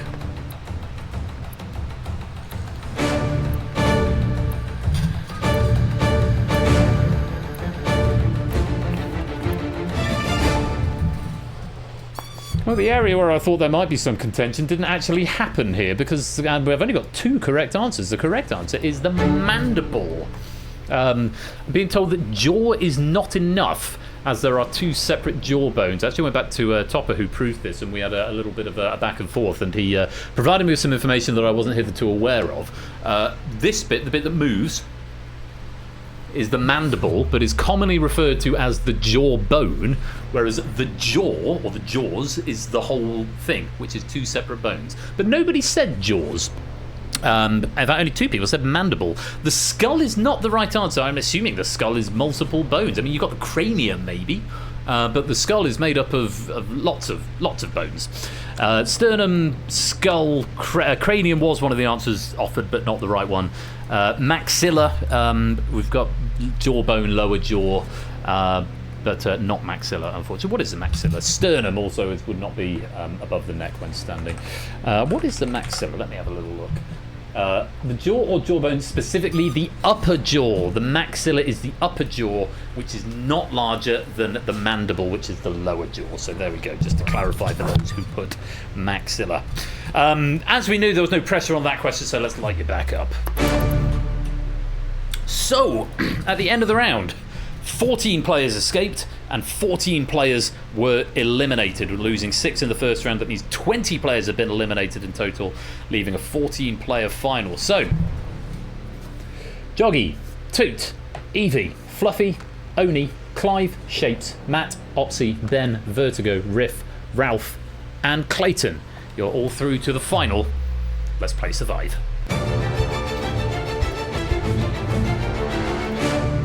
In Survive, you must outlast all other players. First player to answer correctly restarts the clock and sets a drain running on all remaining players. Stop the drain by answering the question correctly. If nobody answers the question correctly inside 15 seconds, all players will lose the maximum for the question. The maximum will gradually go up over the course of the round. Well, not gradually, it goes up once. Well, and then twice on question 10. Lives have been replaced with refires. These allow you to attempt the question more than once. Once they're exhausted, only your first answer will be accepted for the remainder of the round. Just a reminder, you may attempt every question once for free. It doesn't cost you anything to have a go. It might be right, but if you attempt it a second time, only at that point will it cost you a refire. If you exhaust your points, you're eliminated from the game, and when only one player remains, they are declared the escape artist. So, Michael's got the lead with 79, Toots in second with 75, Vertigo's in third with 73, Jogging has 72, Riff has a very nice 69, Shapes has 67, Clive on 66, Opsy on 65, Lupine 63, Oni 62, Clayton and Fluffy on 60, BC on 58, and Matt on 56. Not masses between top and bottom, 23 points between first and 14th. And as you know, in this round, your luck can change very, very quickly. The difference between first and 14th is just 2 questions after question number 3, where the maximum drain is 7 points. So, It's a bit of a keyboard race, and who can get there fastest, but the very best of luck to you all. Let's play Survive. Question number 1, take a look. In Greek myth, the mother of Zeus has the same name as which flightless bird, otherwise known as a South American ostrich? Toot was there first. Few wrong answers coming in. Refires are available. Clocks are on.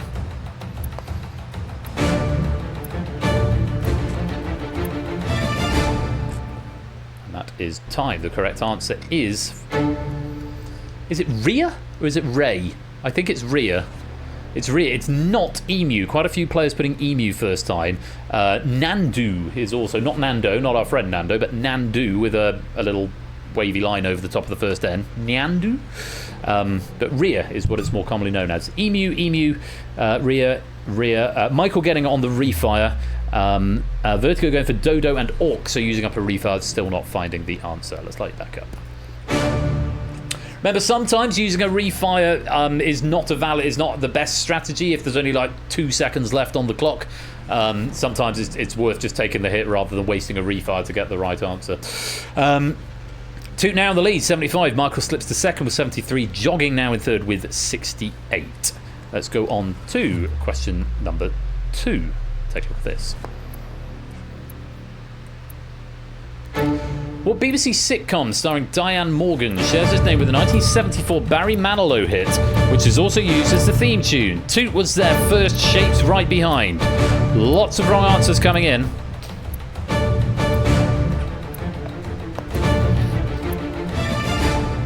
And that is time. Fanciest motherfucker alive, adding in a tilde. Tilde, that's what it's called. Toot and Shapes very fast out of the gate here. The correct answer was Mandy. You came and you gave without taking. Or something like that. Motherland and Lola, as time goes by. Philomena Kunk, Copacabana. Mandy, Kunk on Earth, Copacabana, Diana, Fleabag, Mandy. So Matt using 2 refires, the first to correct a typo, which still wasn't the correct answer.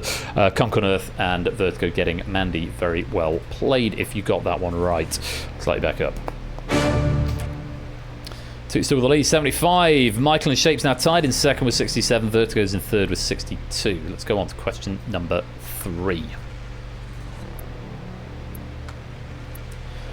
Sold exclusively by PopMart and designed by Casing Lung. Toot there first. What is the name of the series of blind box zoomorphic elvish toys gaining viral notoriety since 2024?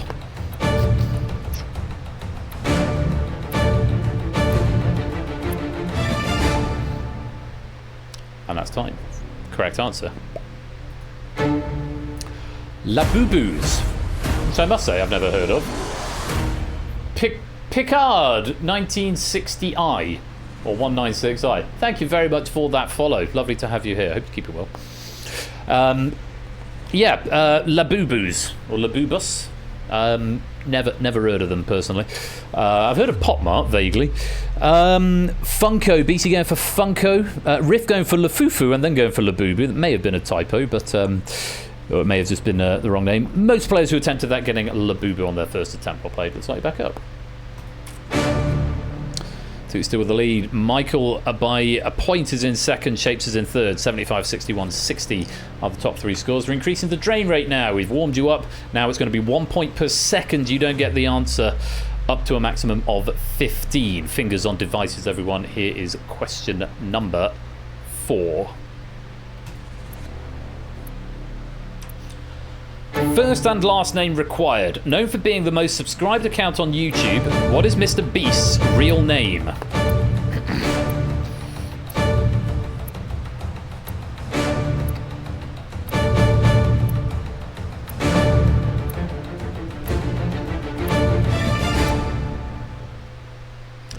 That's time. 10 players attempting, 4 abstaining. Give me just a moment. The correct answer is, of course, Jimmy Donaldson. Jimmy Donaldson. He's. I quite like Mr. Beast. I don't know if that is socially not the done thing, but I think he's a good channel. I'm not going to say any more about it. You'll know, Mr. Beasters. Jimmy Donaldson was the answer. Everyone, I think, who jogging go Jimmy McDonald. Very close, but not quite the answer.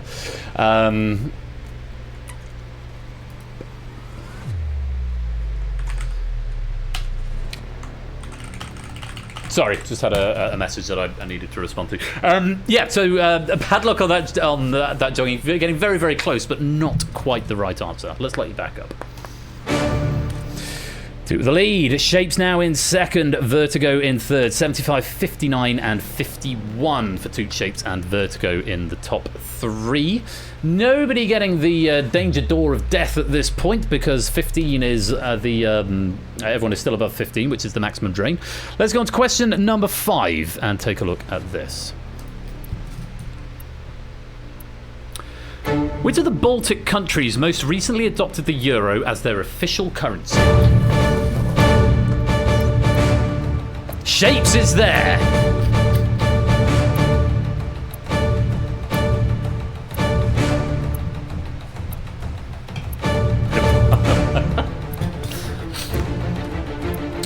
That's possibly, yeah. Well, maybe. I don't have YouTube Premium, so I probably have seen one. I've put it from my mind. I just blew through my refis. I thought there might be a few there. All 14 of you did have a go. All 14? Oh, I've got 14 answered and 0 abstained, but 1, 2, 3, 4, 5, 6, 7 eventually getting the right answer. The correct answer, the most recent Baltic country to adopt the euro, was Lithuania. So, just going to go through to make sure there's any typo, in case there's any typos I need to condone. Poland, Finland, Lupine, Finland, Norway, Sweden, Estonia, still not getting there. Finland, Riff, Estonia, Latvia, Lithuania. Michael, Estonia, Lithuania. Toot getting there on the first answer, but wasn't the first player to answer. That was Shapes who got there first. In fact, it says it right there, Ben. You don't need to scroll. Fluffy getting it on a third refire, a second refire. Latvia, Estonia, Lithuania. Jogging, Finland, Estonia. Oni, Estonia, Lithuania. Shapes getting it right first, as I said, with no refires needed. Matt, Romania, Bulgaria. Opsy, Latvia, Estonia, Lithuania, so getting on a second refire and Vertigo, Latvia. So lots of refires getting used up there, but a decent chunk of players getting the right answer. Estonia was 2011, for those interested. Latvia, 2014. Lithuania, 2015. Let's light you back up. Toot still with the lead, but Shapes isn't quite letting go of it just yet. 72 plays 59. Riff now in third with 47. Matt, you are the first player to go into peril as we approach question number 26 of the game. You've only got 12 points left. If you get this one wrong, you will be eliminated. Let's take a look. Question number 6 in the final. Take a look at this. Cavatappi pasta, otherwise known as spirali or double elbow pasta, translates into English as what roller coaster feature and kitchen utensil? Toot got there first, followed quickly by Clive.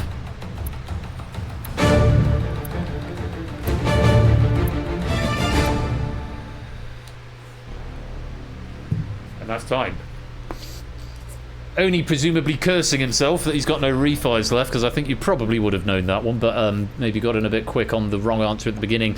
Correct answer was corkscrew. The corkscrew. Just one abstention there.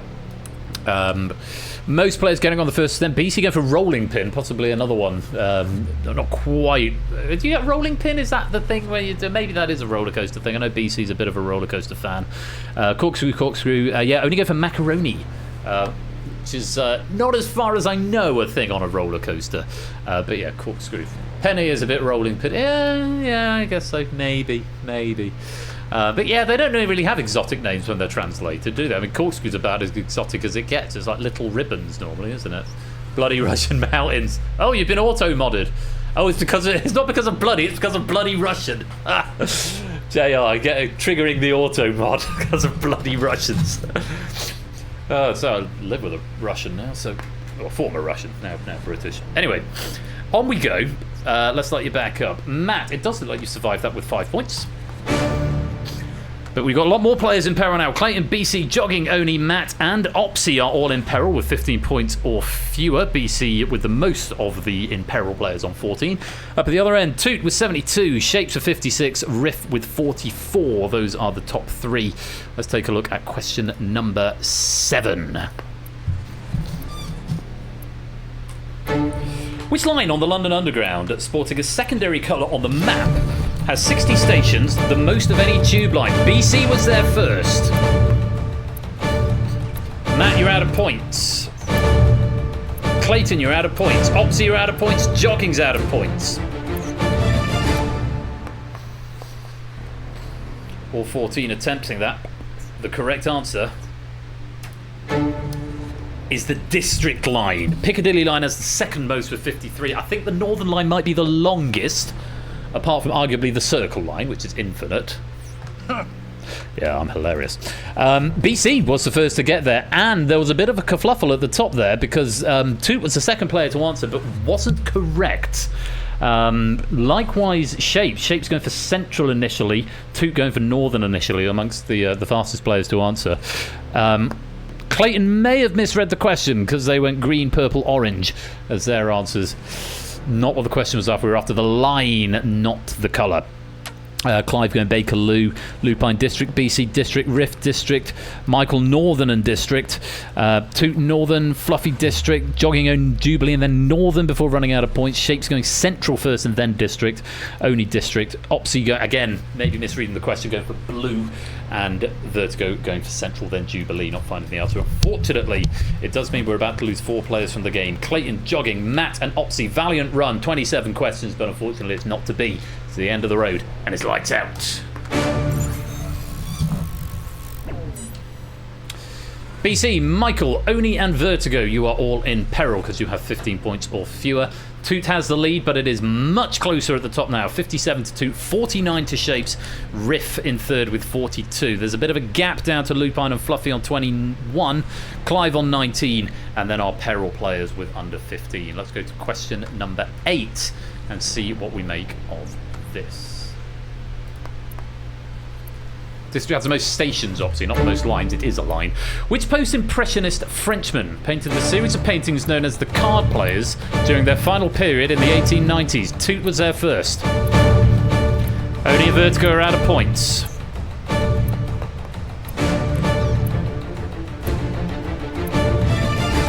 And BC is out of points as well. Just Toot and Michael getting the correct answer there, which was Paul Cézanne. Clive going for Surat, Lupin going for Manet, BC going through a few, Lautrec, Toulouse-Lautrec, Manet and Monet using up all 3 refires because they were into that danger zone, but unfortunately not getting there. Riff going for Toulouse-Lautrec, Michael getting Cézanne, Toot getting Cézanne, and Fluffy and Shapes both going for Degas, which was not the right answer. Paul Cézanne is what we wanted there. Well done if you got him. BC, Oni and Vertigo, a good run, but unfortunately you can go no further. Thank you very much for playing, but it's the end of the road and it's lights out.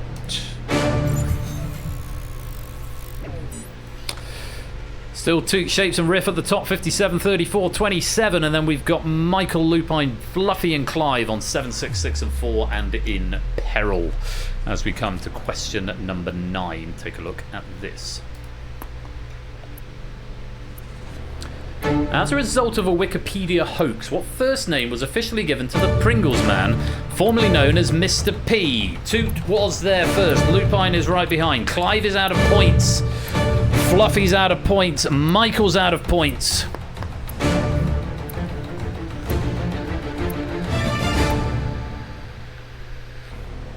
Five answered, 2 abstained. I think they ran out of time before they could get an answer, and the correct answer was Julius Pringles. Apparently it was a hoax that started on Wikipedia, but the name sort of stuck, and Paul Cézanne. Very good, Vertigo, very good. Yeah, Julius was the answer we wanted. Very well done. Toot being the first player to get that. Cornelius, Julius, Jeffrey, Paul and Julius. Very close there, Clive, with Cornelius. Got the ear bit at the end, but unfortunately not quite the right answer. Clive, Michael and Fluffy, thank you very much for playing, but it's the end of the road and it's lights out. And then there were 4. Toot on 57, Shapes on 19, Riff on 12, Lupine on 5. It is still anyone's game as we go to question number 10, because this is the puzzly question where there is no stopping the clock. If no one gets it right after 15 seconds, we'll start all of your clocks and we'll keep going through to either run out of points or somebody gets it right. If Toot is the first player to answer this correctly, he will win the game, though others can still escape for some kudos, but won't be the escape artist. If anyone other than Toot gets it right first, then the race is on for Toot to try and get to the right answer, or indeed anyone above the player who gets it right, in order to preserve their position. It is the final question of the game and the final question of the night, so the very best of luck to all 4 of you. Here is question number 10. Take the nickname of the Spice Girl, whose maiden surname contains exactly 6 letters, and add it to the surname of the actor who played Maurizio Gucci in House of Gucci. What film title do you get? All 4 of them getting it pretty quickly.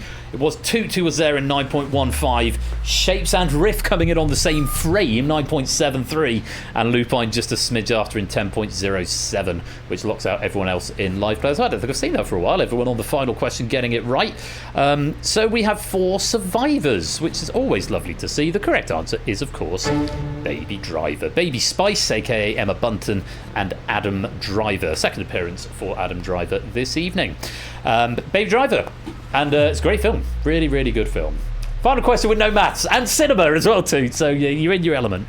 Very well done to all 4 of you. You survive. But there can indeed only be one escape artist. Apparently, you're all 4 of you are in peril still. Well, no, is that end of time? I don't even know. It's trying to load the next question for me, but that is not how this game works. Ralph, you've hung on with 3 points. Very well done. Riff, you stay in with 10, and Shapes, we can keep your lights on with 17, but there can only be one escape artist tonight with a massive 57 points. Congratulations must go to Toot, because you are the escape artist.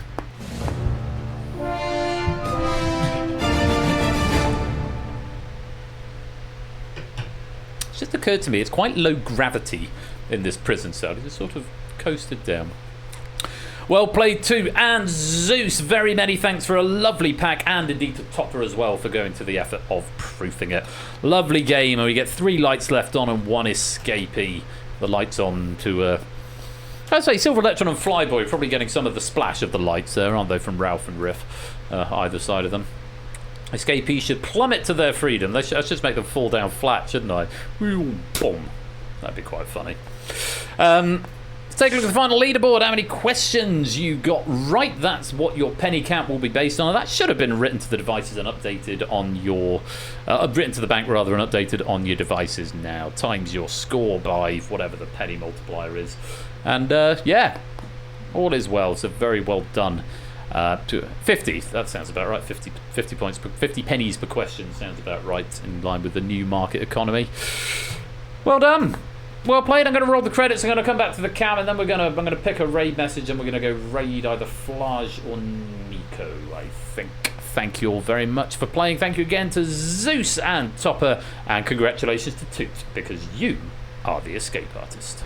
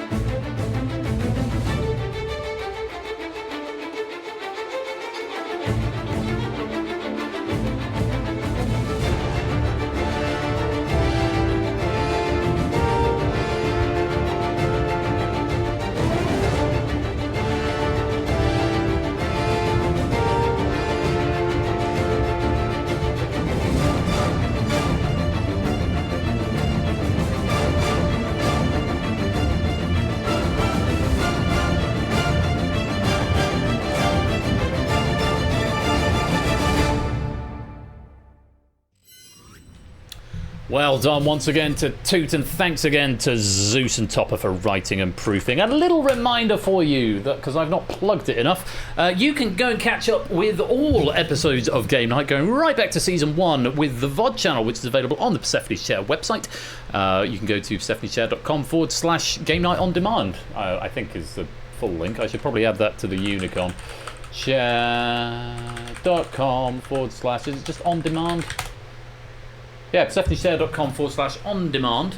And you can get every episode, and this one will be being uploaded tonight and probably available sometime tomorrow morning. If you don't want to watch it on Twitch, you can watch it on YouTube at your leisure. But they're all getting regularly uploaded, so do go and check those out if you want to watch back any of tonight's episode. And that's going to be it, just after 10:30, which is about where I was aiming for. Thank you so much once again to all of the question writers tonight. Stimpson's Angle for writing Crossfire. Very much appreciate you jumping in to do that for us. JR for Red Herrings, and Zeus, of course, for the Escape Artists, as well as all of the proofing team and all the admins and everyone behind the scenes who helps Game Night to work. Coming up on Saturday, it is going to be my birthday stream, which is going to feature Data Leak, Risky Business, and the Pyramid. The first official game of the Pyramid, assuming I can get some work done on it in the in-betweeny time, and very much looking forward to that. I need to pick a raid message. Where do we want to go? What's Nico doing? Fresh Tracks. What's Fresh Tracks? Oh, it's a snow game. Yeah, let's go give Nico a raid. We haven't seen him for a while. It's always nice to see Nico. He's a good guy, variety streamer, and all-round salt of the earth. That's not how I pick the raid messages, Opsy. If I'm not gonna lie. That's not going to to draw me towards your message. That's a good one. I quite like that.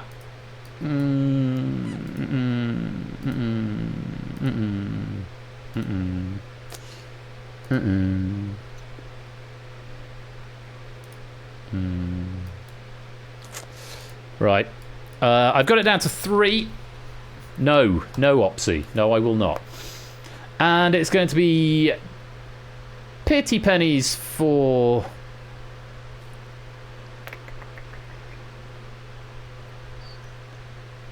Yeah. Vertigo for Mercedes Sauna and Room for a Pony. Lupine for Some Have Laser Thrust Upon Them. But it's JR who gets the raid message tonight, and 100 pennies. Just for the Italian fingers. There we go. Pinch fingers emote. That's going to be our raid message to Nico Hart tonight. Thank you all so much for coming to join me. I've had a fabulous time at Game Night tonight. I hope you have as well. I'm looking forward to the birthday stream on Saturday. Do come and join me, 8 o'clock Saturday night, twitch.tv/royal_flush. In the interim, do come and join the Discord. Go check out the on-demand section of the website if you want to catch up on any Game Night that you've missed over the last 19 seasons. And until next time, be splendid and wonderful and marvellous and safe. You have been watching Game Night with me, Royal Flush. And until next time, take care, peace out, and good night.